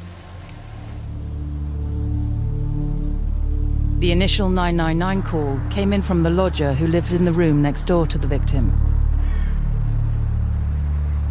So, 1827, police were contacted by a witness, and he reports an ongoing fight at that address, and he lives in the shared house and is in the basement flat. The police quickly rule out any relationship between the lodger and Harleen Kaur. But he names a potential suspect, and a firearms team is immediately dispatched to the suspect's flat.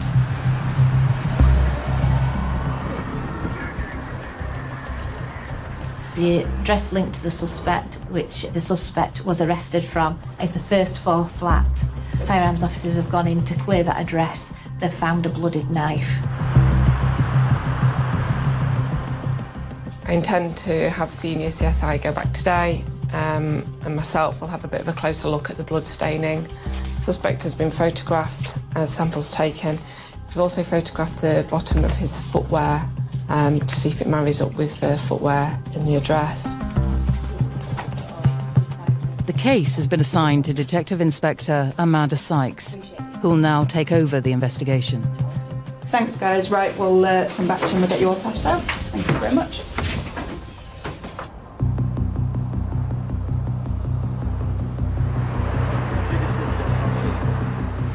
With the suspect in custody, a full forensic search of his flat is ordered.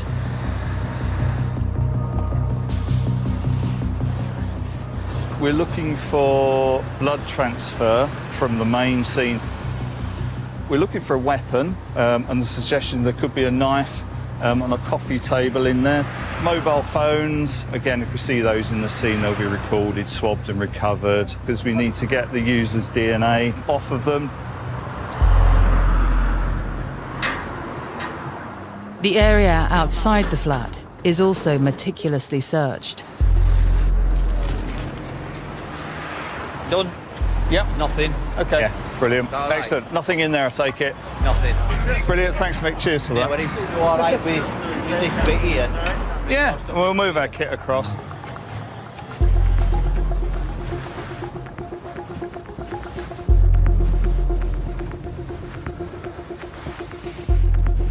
Bloodstain knife, second knife. So we've got the knife pack. It's like the shapes there fit those 2 knives. Yeah, so there's 1, 2, 3, 4. 2 knives there, 2 there, scissors there, scissors there. Got them 3 pins through angles, isn't there? What they're saying. So has he gone shopping for a new set of knives? If we do recover a murder weapon, one of the most important things that we try and do is to link the victim and the suspect to that same weapon. If we can do that through DNA or fingerprints, that's ideal. Well, if we get victim on the blade and him on the handle, I think and a mobile phone. Is that stained with it? Yeah, I think this phone looks like it's blood contaminated as well, so it might be worth not swabbing it. It might want a bit more work on it.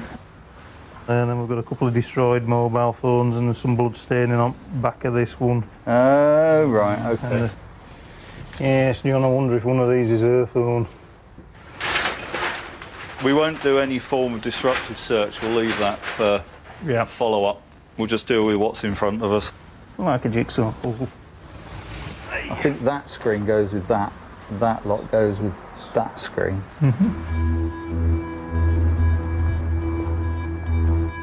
With key items recovered for testing in the lab, forensic blood pattern analysts arrive at the victim's flat. The interpretation of the patterns of blood that are present at the crime scene can tell us a lot. There may be contact staining, which is where a person or an item has made contact with a surface. There might be blood drips and a trail, which can be followed. There might be splatter, which is suggestive of impact strikes into wet blood. There might be expirated blood, which is where somebody has breathed out when they've got blood in their chest cavity. So the presence of blood at the crime scene is quite basic, but it's all the interpretation that comes after that that help paints a picture and the story of what's gone off at that crime scene. Laura Lewis is a forensic biologist specialising in blood spatter analysis. So there's no blood anywhere except in the lounge. Apart from the sun door here, we've got some smear contact. So there's some drips of blood on the floor just there. Who they're from, I can't tell you till the DNA's come back. And then as you come across onto the arm of the sofa there, there's some runs of blood down the side. So it could be, for example, a bloodstained hand. But again, until I've got the DNA, I don't want to say who that is. So I'm going to put 2 markers down. Markers are used to highlight where blood is located on the crime scene photos. The arrows point to the direction of the blood spray. On the sofa base on top of it, we've got lots of drips, possibly some arterial rain as well. There's further arterial going up the wall, and then we've got some more staining down on the right-hand side. That could be more arterial, but because there's a lot less stains in that pattern, I can't rule out it could also be cast off, so fluck off from someone's bloodstained hand. So again, I'd recommend sampling in case it's your offender with a hand injury. Really heavy contact staining on this central part of the sofa that's actually soaked through the leather, and it's also pooling slightly, and it's all over the bed sheet as well. So I think your deceased has been in contact with that part of the sofa, so probably kneeling or leant onto it when she's bleeding significantly. And then she's gone down onto the floor. In terms of on the floor, there's very little projected blood from someone struggling. There's not lots of spray or spatter around that would suggest that she's been struggling particularly, so I think when she's down, that's it.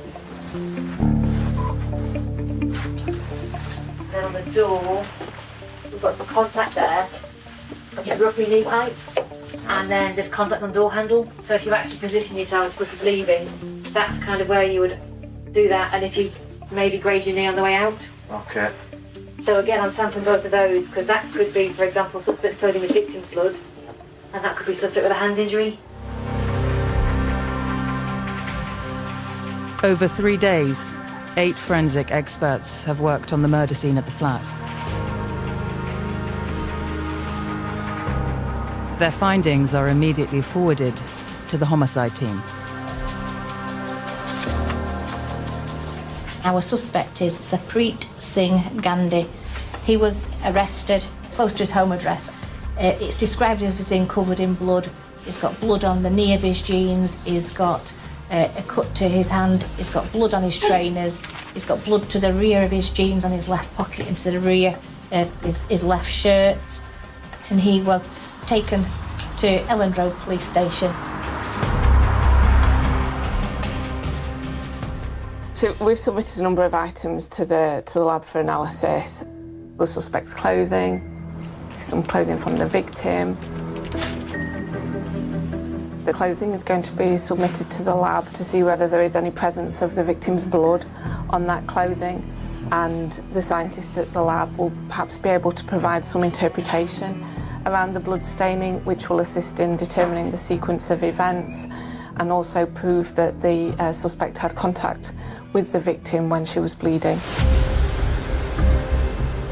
At the suspect's flat, a second forensic team is assessing a potential murder weapon. We've got a blood-stained knife on the coffee table. No discernible pattern in it. It's kind of smeared down the blade. Again, I haven't got measurements yet for you, but it looks about 3 centimetres in width, perhaps 20 in length. But the knife isn't all they find.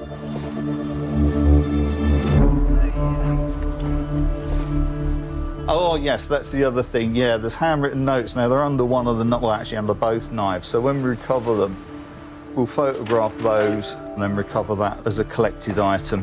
We'll box that up. Ah, single-sided.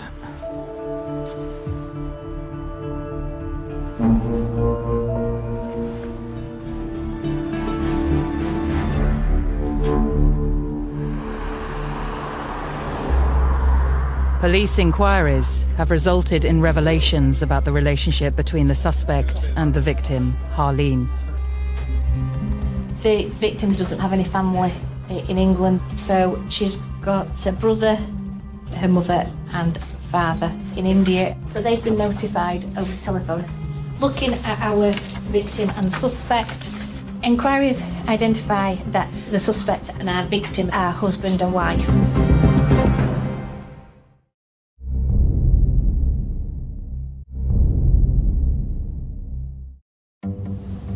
Harleen Kaur has been brutally murdered.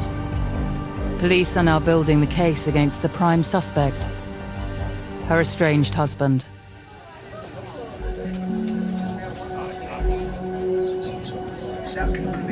So I bet that one doesn't have the same one next to it, but that's the... Satpreet Singh was previously married to Harleen's older sister in India. She died of a heart attack in India, we're told. He then went on to marry Harleen afterwards. This was something that we looked into as a team, as a line of inquiry, to understand the nature of that relationship and how that relationship had come to a conclusion. The police need to tread carefully as they inquire about the death of Harleen's older sister. We asked the local police to give us some information in relation to the nature of that, and we also asked the family. They provided us with a death certificate, and that it became apparent that the death was by natural causes, so there was no suggestion of criminality, no lines of inquiry for the investigation team to follow. For me, it's a tragedy. We've now got a family that have lost both of their female adult children. Satpreet Singh had one child with Harleen's older sister and since had another child with Harleen. Him and Harleen were raising both those children prior to them separating and Harleen's death. Both children were with their grandparents in India when the murder happened. They came to the UK for Harleen to study at university at Leeds. He came along with her as a husband. She did her studies, began working, and met a big group of friends at university and through work. And I think that's part of what Satpreet Singh has struggled with and what's made him quite angry towards her in this case. They'd separated, they were living separately, so Harleen got the flat at Headingley. Satpreet Singh had the flat at Kirkstall where he was living on his own.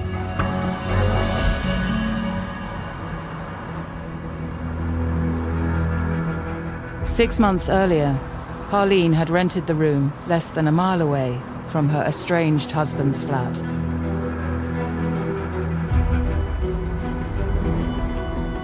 Police were contacted by a witness, and he lives in the shared house, and he reports an ongoing domestic at that address.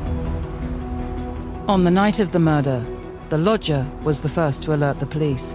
He said the victim was shouting for help and screaming and crying. He's contacted the police concerned, and he's made his way round the properties to the front, where he's waited for police to arrive.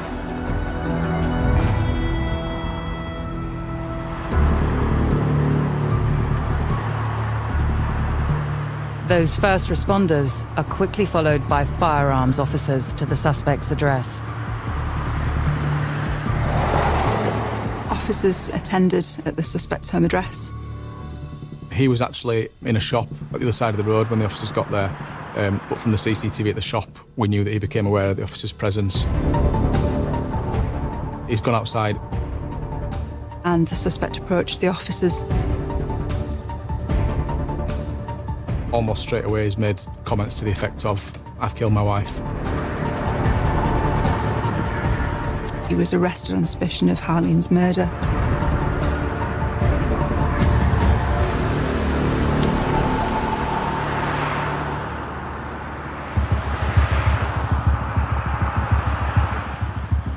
After the apparent confession on his arrest, Satpreet Singh Gandhi was taken for immediate interview by detectives.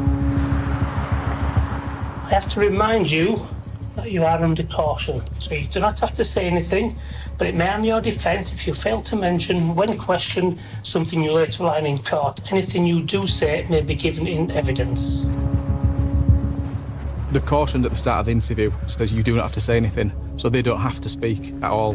You can say nothing, some things, or talk to us. If you decide not to say anything, could you say no comment or no reply?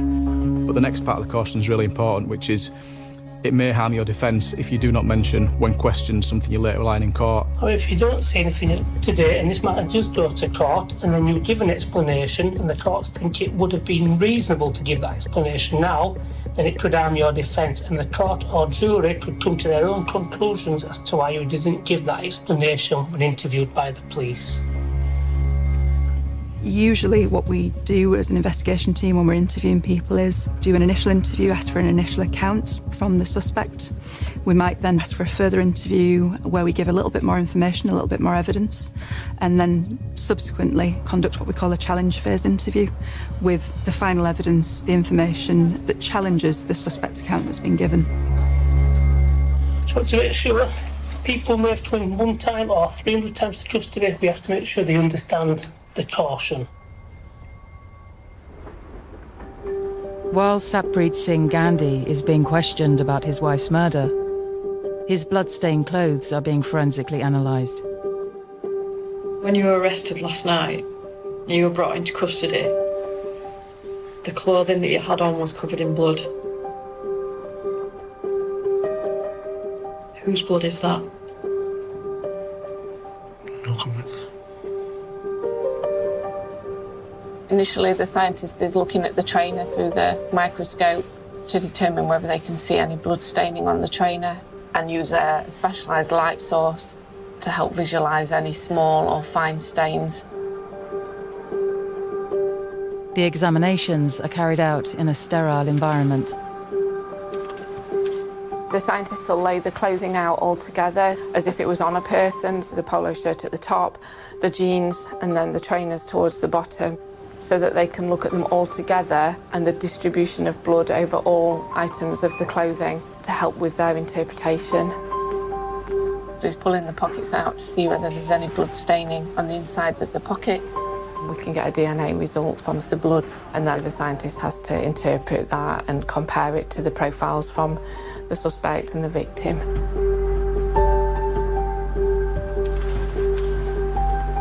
So there's been notes left which were found in the address of our suspect about how coming to the UK has affected the suspect's life, how things started to go wrong, how the victim was making friends with males and females and new groups, how his thoughts have deteriorated, that she was partying. He will say that he turned to drink and that she wasn't spending time with him.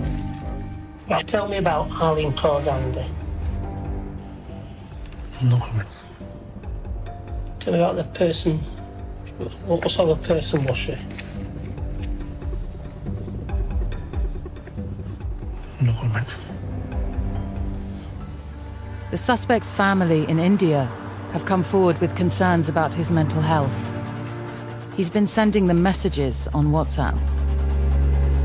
A further call comes in at 19:51, and this is from a family friend of the suspect, and the suspect's family were in India, have contacted him in WhatsApp saying that the suspect's raising concerns that he wants to leave the world and had a fight with his wife. The handwritten notes and the WhatsApp messages now form a key part of the police evidence. This is a typed document that's sent on a family WhatsApp group prior to his arrest. Family have sent it to friends in England who've given it to us. It says, "My wife, Harleen Kaur, showed me her real face, what a bitch she is. After going UK, she started hiding things with me. What's your relationship with Arlene been like?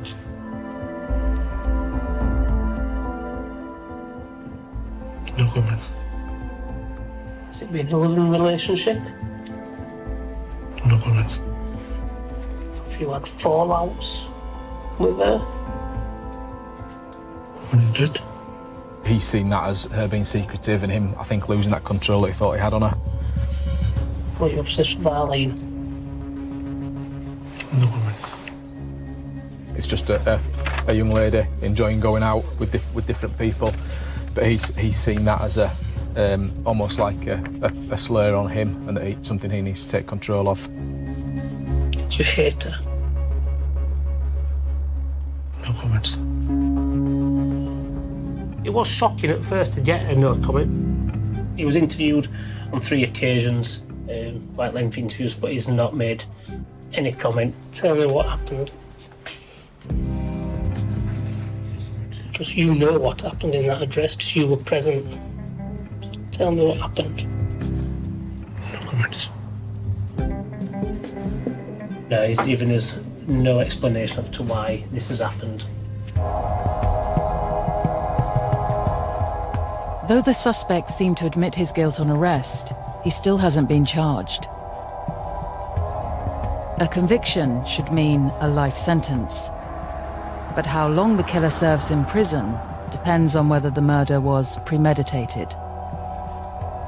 Detectives are now exploring any evidence that the suspect has intended to kill his wife. What has been your reason for going there? No comment. We want the maximum sentence for him. He has taken someone's life. If his team try and go down a route of saying something to try and get a lesser sentence, what we try and do is put all our evidence together and show that this wasn't a one-off, this was premeditated, this was planned. Have you arrived there calm, ready to chat? No comments. Have you arrived there worked up and ready to have an argument with her? No comments.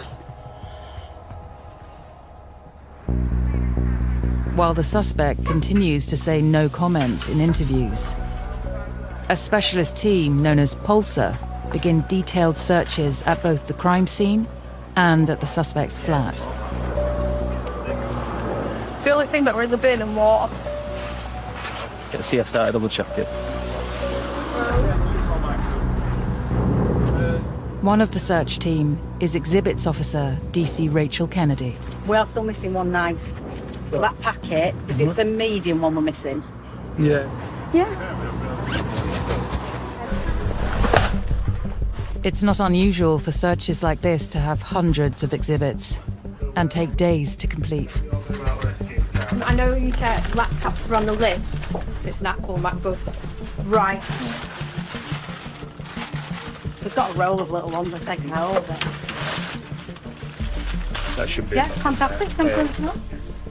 One of the most important things when you're dealing with exhibits is being exact. So what you've got, and particularly where it's been seized from. If we find passport or ID cards from India, particularly the suspect and the victim, they might help us. And the other one was, if you do happen to find any paperwork that looks like he's trying to get things in order, anything to do with life insurance or anything like that, please. This accurate recording of items found during the search could prove crucial at trial. Say, for example, you had some CCTV of an offender running behind a car, and behind that car you found a knife, then, you know, it's really important to say where the exhibit was found, and it may link in with other evidence, other corroborative evidence that is provided to the investigation. So yeah, so that was on top shelf. So there was What these. do you think that is? Is that a visa cut? Right, okay, so that needs to come separately. I can get to. Yeah, blood stain. So just anything with any potential blood staining on it then? The knife was located at the address with blood on the blade. Can you tell me about that knife? No comment. How did that knife get into your flat? No comment. Will you be forensically linked to that knife and taken by your fingerprints or DNA? No comment. Will the blood on that knife be that of Arlene's? No comments.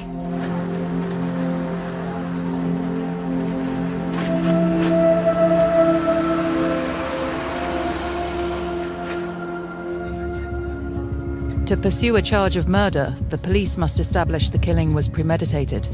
They're reviewing the suspect's WhatsApp messages to gain an insight into his state of mind. Well, it's almost like a diary entry of a summary of what he perceives him and Harleen have gone through. It's just full of emotion and kind of jumps about from topic to topic. Clearly written with some emotion and some anger in parts of it as well.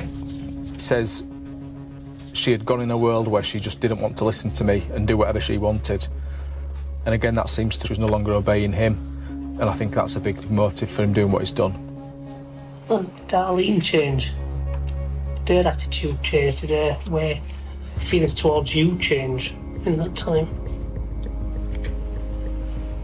No comments. He says in July 2021, I hacked her mobile for the first time. I thought that would be really important in the sentencing, that he's hacked her phone and that kind of domestic element of control and coercion. I found that she was chatting with her male friend and the chats were not normal, and he sees this chats with a male friend as being something inappropriate. Has Harleen started seeing anybody else? No comment. And this is all kind of building up a picture of how he saw himself losing his grip on Harleen and that she was moving on from him. He says we started some conversation. She told me that she's going to live with her friends now and she started to pack her bags. Do you currently live together? No comments. I was drunk and just wanted to stop her from going. I pushed her and holded her tightly, but only to stop her. Never had any intention of beating her. I just wanted to stop her.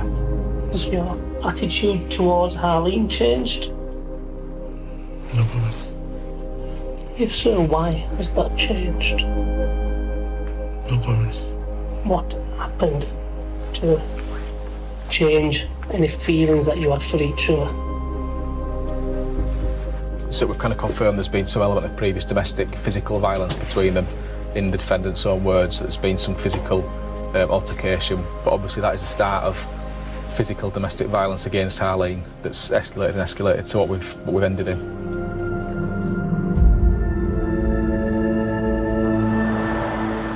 I've got his red rucksack. Here is his rucksack. Oh, is it? Pinky red will do. Right, okay. I'll give Kate a ring and tell her what we got. The suspect's flat search has revealed more key evidence. It's like a deep pink, very dark blue rucksack just on the sofa. I'm guessing that'll be the one that you're after. AFM Kate Whitehead relays this back to the investigation team. I've recovered the rucksack and a metal water bottle which was blood-stained. Within the rucksack, blood-stained clothing, a t-shirt. I'm not sure that it's the t-shirt that he's had on, but he may have put the knife into the rucksack and that may be how that t-shirt has got blood-stained. Oh, 20 centimetres of blade. She's given the cause of death, as we suspected, as stab wound to the chest. She describes it as being a single stab wound, but an irregular wound that appears to show some sort of sawing action once the knife was in. You inflicted that stab wound? No comments. All I'm going to say is that there's one stab wound, however, there's numerous insertions inside, so which means the knife has been pulled in and out a number of times back into the hole. Tell me how that's come to be. No comments. She describes multiple stab tracks in the lung, one that's penetrated the back of the left chest cavity, almost reaching the surface of the skin on her back. Yes, and a knife of at least 15 centimetres would have to have caused that injury. Have you taken a knife with you and inflicted that injury to her? The only other injuries that the deceased had were defensive sharp force incise wounds to her left fingers and one to her right thumb. What happened for an argument to lead to Arlene suffering that major injury that had resulted in her death? No comments.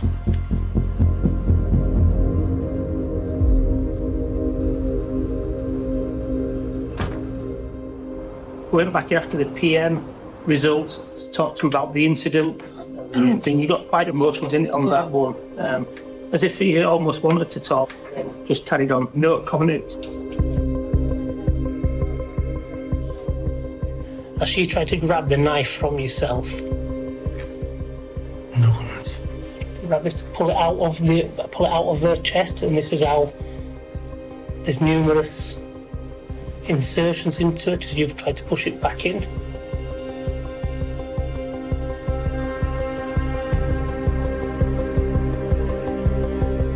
While the interviews continue, the first evidence emerges to confirm the killing was premeditated. Witness accounts suggest Gandhi had been stalking Harleen.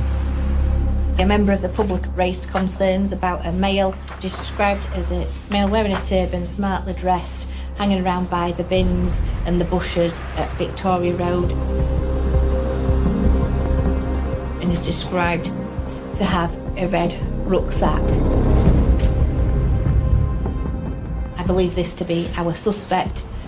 I believe that he's potentially been watching our victims' movements over the past week.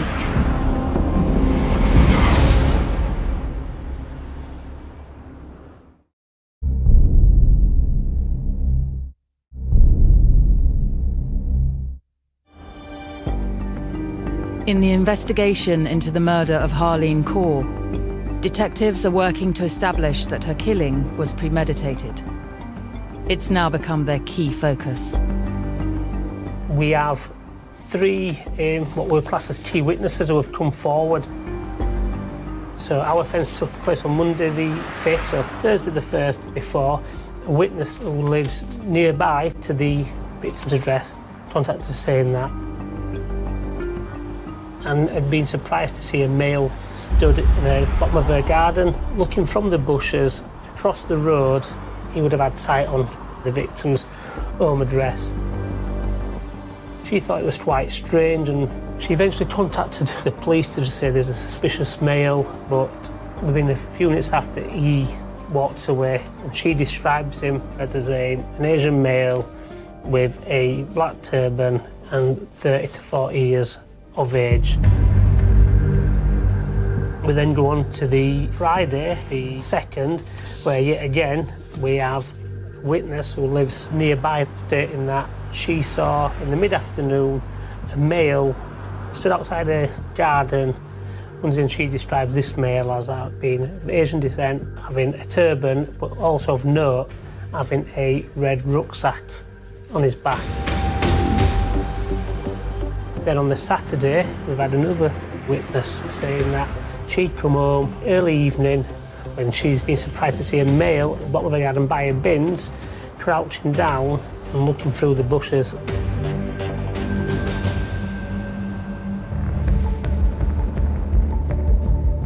Detectives now search through hundreds of hours of CCTV to verify the witness's claims. Because one of our theories at the moment is that Satpreet Singh might have been stalking her for some time before he committed the offence. More new evidence comes to light when the knife recovered from the suspect's home leads detectives to a local supermarket. Once he was arrested and we got into his flat, within the flat was an open packet of knives that was packaged with Asda logo on it. The murder weapon was a part of that set. And as a result of the inquiries, we've gone to the nearest supermarket and we've established that that set was bought from there, and we've got CCTV footage of him going into the Asda store, even speaking to a member of staff and the staff directing him to where the knives were located on the aisles.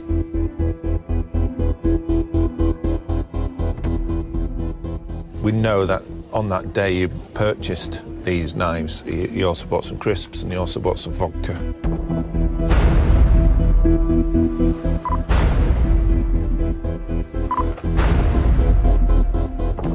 Satpreet Singh Gandhi purchased those knives on the 28th of August, which is some 8 days before the murder. It wasn't just a fit of rage. He'd been planning this for quite some time.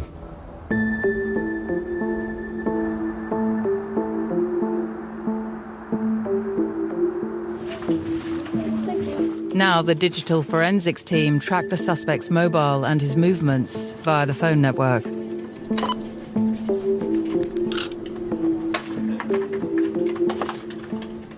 What we were able to determine is that Satpreet Singh's mobile phone was hanging on a mast near to Harleen's flat on the 1st, 2nd, 3rd and 4th of September, which we think is relevant based on what's happened on the 5th of September.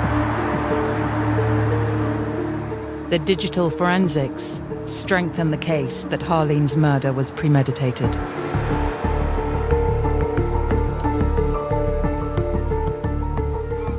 It provides us with lines of investigation. It provides us with a story of events, of movements, both the victim's movements as well as the suspect's movements. So what we can say is that the days prior to the 5th, we have got Satpreet Singh Gandhi in the area around Harleen's flat, and we would say watching Harleen's flat. Detectives now begin to create an accurate timeline of each day leading up to the murder. It's always very important to come back, visit the scene, familiarise yourself with the scene, because it's a massive part of the investigation. From phone data on the 3rd, we've identified that Satpreet Singh's phone is hitting a mast near to Harleen's flat from 9 p.m. onwards on the 3rd of September. So what we've done is we've reviewed CCTV footage. Our CCTV is mainly from this bullet, and we catch them on our footage.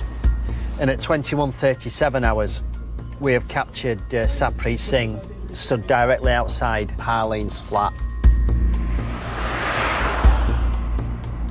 He goes down the steps and comes back out. My view is that he's probably known that there's nobody there, and he walks back towards these bins, and for a couple of seconds he stops. So what we've got is Satpreet Singh here, entering the threshold towards Harleen's property. And if you look what's in his right hand, you'll see a shining object. With the key CCTV from 2 days before the killing, the team now concentrates its efforts to events on the day of the murder. So here he is, leaving his flat. And what he does is he does come across the road and makes his way into the Premier store. And what he'll do is he'll purchase some Skittles, and you will clearly see him in possession of the rucksack on his back. We believe in the bag he's carrying the weapons that he's used in the attack. And then he'll make his way back onto Greenhow Road. Only this time, he has booked a taxi to take him back up to the location where Harleen lives.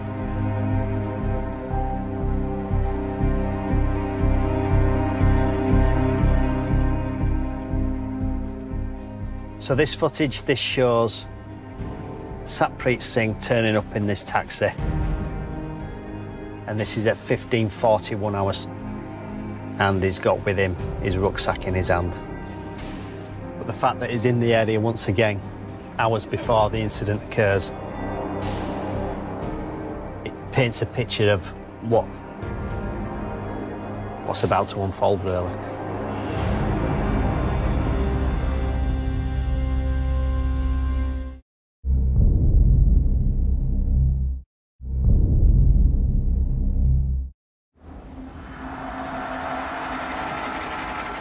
Harleen Kaur has been killed by her estranged husband. Police must prove it was premeditated in order to charge him with murder and try to secure a life sentence. More CCTV of Gandhi lying in wait near the victim's home has emerged.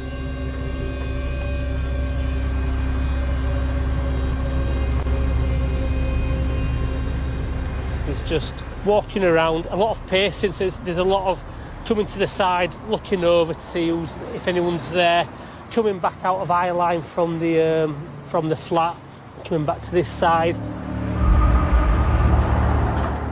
I think that's his main focus, is the address. If anybody's there, if she's there, he's always got a view from whichever position he's at. The evidence is then put to the accused. Is that you, Satpreet? No.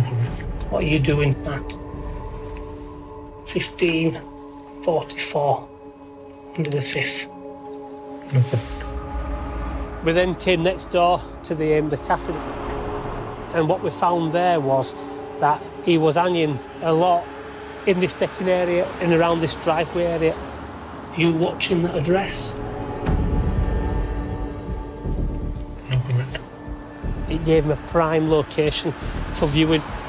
And once again, anybody who left that flat, came out, would not see him sat up in the decking area, but he had a perfect view of that address.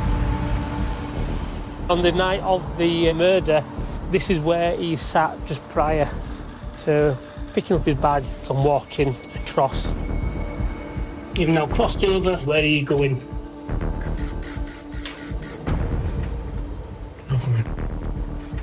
See him come down these steps, he crosses this road. He's got his red rucksack with him, he's coming across here. We see him on the footage go down the steps, out of sight, where we lose him on CCTV. You go down them steps, into that address, tell me what happens. He's not made any comment, just he has shown up and cried on a few aspects of the questioning. We've also spoke about a call made to the victim's family in India where his children are staying. You don't have any contact with your children, do you? Unless it's phone through a specific person, that be correct? No comments. How does that make you feel, not having contact with your children?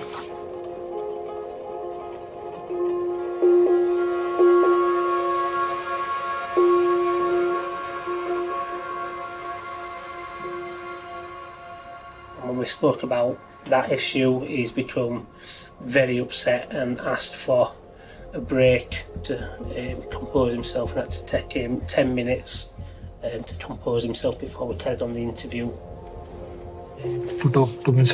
Yeah, right. The time is 16:09 and we're going to pause the interview for you to have a chat with your solicitor. And then when we introduced witness statements, a couple of days prior to that, took him by surprise. He looked at his solicitor a couple of times around that and looked a bit like shocked. And I asked him about the rucksack. I said, if we look at 2-3 days before, are we always going to see you walking with a rucksack? It took him quite a while before he answered. No comment on that one. You still got your distinctive rucksack with you. What's in the rucksack at that time? No comment. Do you always carry a rucksack? No comment. So what do you carry in your rucksack? No comment. Yeah, it definitely feels like he's thought he's going to do this for some time. He's gone and he's done various recce's, hasn't he? The witness statements and CCTV corroborate the police theory that Satpreet Singh Gandhi had been stalking Harleen for days before the murder.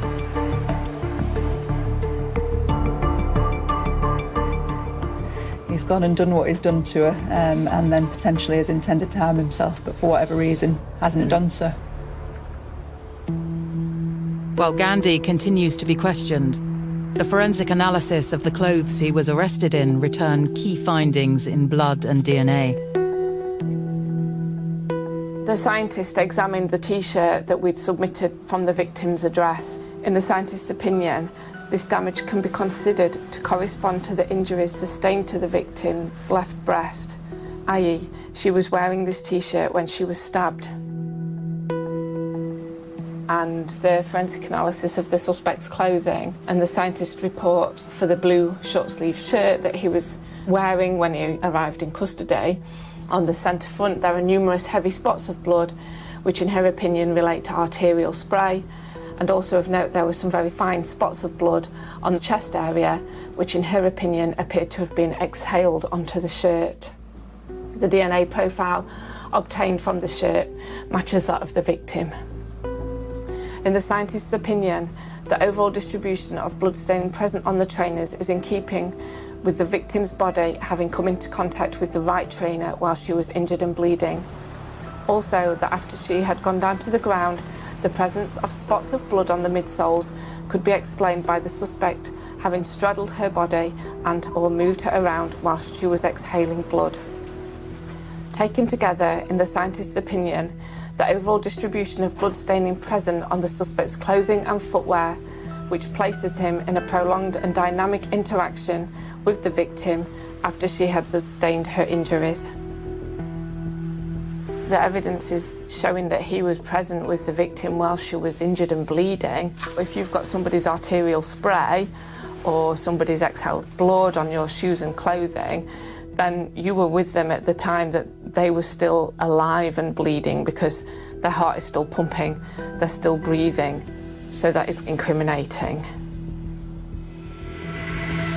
Any time did you try to give first aid to her? No comments. With evidence against him overwhelming, Satpreet Singh Gandhi finally admits to murdering his wife. And detectives are hopeful a life sentence could be handed down by the court. During the charging process, I did notice that his legs were shaking and quivering and his body buckled of times, which plays the gravity of what is being charged with. So I'd have to position myself closer to him because at one point I thought he was going to faint, but he managed to compose himself and rest himself against the wall in the custody area. Sometimes it's the gravity of having that charge read out to you and knowing that when you've been charged with murder, that's overwhelmed him.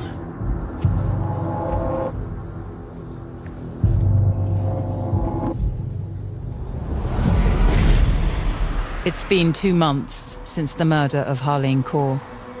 With an admission of guilt, there'll be no full trial. But the court must now decide Gandhi's sentence. Without proof of an intention to kill, it could be substantially reduced. We think the intent is that he's there, he's planned this, he's gone, and he's not found the right occasion on the nights before.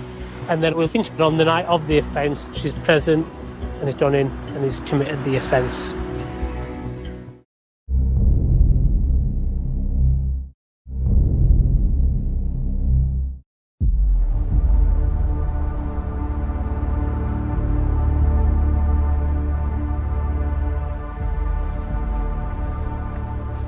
Satpreet Singh Gandhi has confessed to the brutal killing of his estranged wife, Harleen Kaur.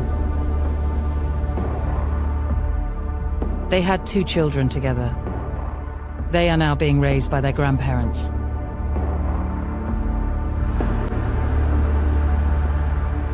The family live in India, but they have provided an impact statement explaining how Harleen's murder has affected them. So I've got the victim personal statement from the brother of Harleen, who was murdered. These were only read in court after conviction to assist the judge with sentencing. Harleen had laughter that would bounce off the walls and resonate with everyone. She brought light into the darkest of rooms with just a single cheeky smile, and her eyes always had the most beautiful twinkle to them. Now everything just seems darkened and dull without her. Her parents have to take care and grow both their daughter's children in their old age. Every night I and the children and my parents have nightmares of what you did, of how you hurt her, how scared she must have felt in those final moments, how she probably died feeling like she was alone or unloved. You have traumatised so many of us. Her children are not able to sleep, study, have gone into depression, and always say, I want to see my mother and talk to her. How can Dad do this to our mother? Doesn't he love her and us? We know you are guilty for murder. This is something we knew the whole time. But by pleading guilty so close to your trial, you're only looking to reduce your sentence. Your hand has clearly been forced through the painstaking investigation and collection of evidence conducted by dedicated police officers. Marriage is about love and affection, which Harleen gave you, and you were not worthy of it, and she wanted a divorce. First time she thought for herself, and you killed her. She's not a property. If you don't want, don't like, or don't listen, you destroy. She was a human being, and not a monster like you. You will never be forgiven. What you have done to her will never be forgotten.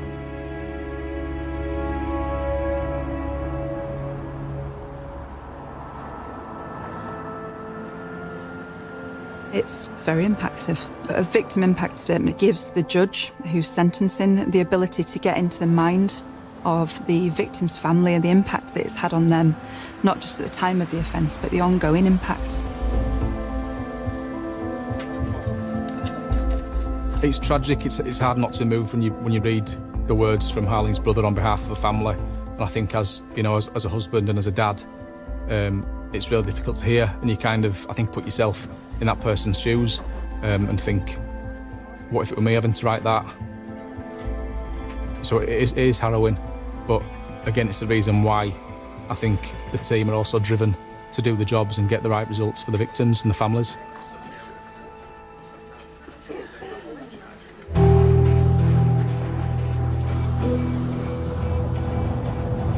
How are the family feeling about today? I think they're looking forward to getting some closure, getting to find out exactly what he's going to get. Custodial time. Today, the judge will decide how long Satpreet Singh Gandhi will spend in prison. What's your thought on how it'll go? Obviously, prosecution will get a chance to put their points across, and I think we're looking at the starting point for bringing a knife to the scene is going to be 25 years.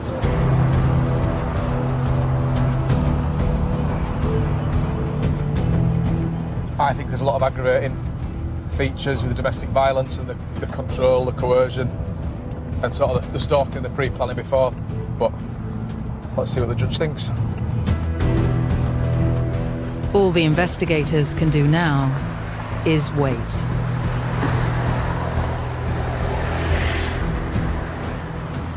But it's important that we've gathered further evidence, things like bringing the weapon to the scene. You know, we recovered the knife. All those hours of looking through the CCTV to catch him stalking her. All those little things make a real significant difference to the sentence and to the starting point of the sentence.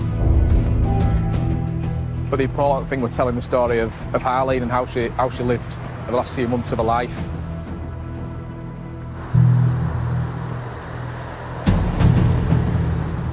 The judge gives his decision. Satpreet Singh Gandhi is sentenced to 23 years and 4 months for the murder of Harleen Kaur. So the judge sort of summed up the case quite well. He set the starting point at 25 years, the aggravating features put it up, and then he got a 6th off credit for a guilty plea, so it went back down and ended up at 23 years and 4 months. Which I think is a fair sentence. He's not coming out for a long time. The family over in India, they couldn't make it for the trials, but they were on a video link, so basically they got to see the court and hear what was being said. As soon as it finished in the courtroom, I ran the family and spoke to them to explain to them exactly what had gone on.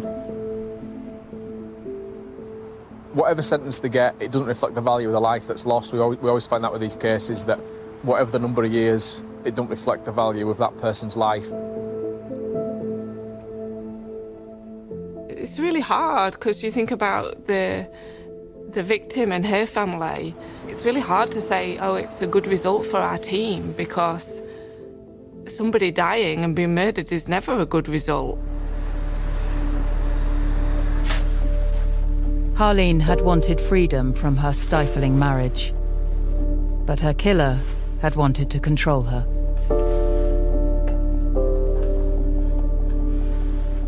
The police take domestic abuse incredibly seriously. It has a huge impact on victims' families, and on the community as a whole. This is an incredibly serious case. A woman sadly lost her life as a result of domestic abuse and domestic violence. Myself and my team have worked as hard as we possibly can to get the best result and best outcome for the victim, her family, and her children.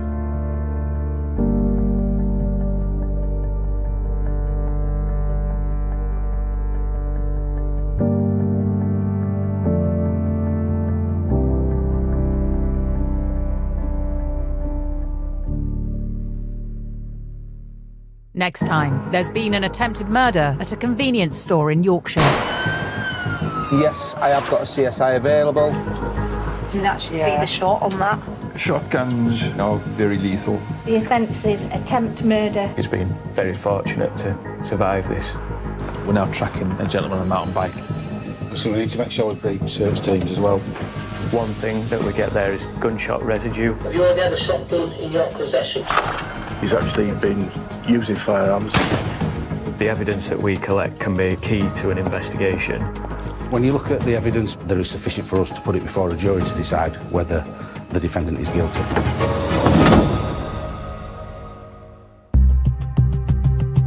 Catch all that brand new next Monday at 9. And if you or someone you know has been affected by any of the issues raised in tonight's programme, please go to channel5.com/helplines for information and support. Accused of serious crimes, hear real stories of people facing trial and guilty or innocent. Streaming now on My5. Next, 999 Police Hour of Duty.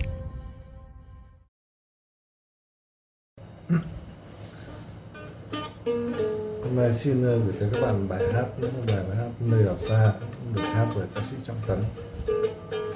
Nghe lời hát của tôi. Nơi anh đến là biển xa, nơi anh đến ngoài đảo xa, từ mảnh đất quê ta giữa đại dương mang tình thương quê nhà. Đây Trường Sa, kia Hoàng Sa, ngàn bão tố phong ba vượt qua. Lướt sóng trên con tàu mang tín hiệu trên đất liền, mắt em nhìn theo con tàu đi xa mãi. Giữa nơi biển khơi đang nở rộ ngàn bông hoa san hô, cánh hoa đỏ thắm bao hy vọng anh gửi về tặng em. Ơi ánh mắt em yêu như biển xanh, như trời xanh trong nắng mới. Nhớ cả dáng hình em mùa gặt nắng đôi vai. Sóng du mối tình đời thủy thủ càng thêm vui. Đây con tàu xa khơi, đây con tàu xa khơi. Vầng trăng sáng trên biển xa, vầng trăng sáng ngoài đảo xa. Vắng nghe như tiếng nhà giữa lòng ta bao lời ca quê nhà. Đây Trường Sa, kia Hoàng Sa, quần đảo tím hình ngang thiên hùng ca ngời sáng. Tháng năm con tàu quen sóng ca quen gió biển, nước ra màu nắng tươi giòn thêm anh thèm. Cánh chim hải âu buồn mùa về cùng anh vui ra khơi. Cánh hoa biển trắng là kỷ niệm anh gửi về tặng em. Đây súng vác trên vai trong đầu núi soi hình anh đang đứng đó. Nhắn về đất liền cánh buồm chờ đầy tin yêu. Sóng rung tình người thủy thủ càng thêm yêu. Đây con tàu xa khơi, đây con tàu xa khơi.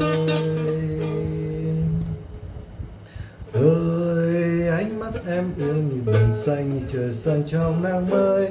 Nhớ cả dáng hình em mùa gặt nắng đôi vai. Sóng du mối tình đời thủy thủ càng thêm vui. Đây con tàu xa khơi, đây con tàu xa khơi, đây con tàu xa khơi.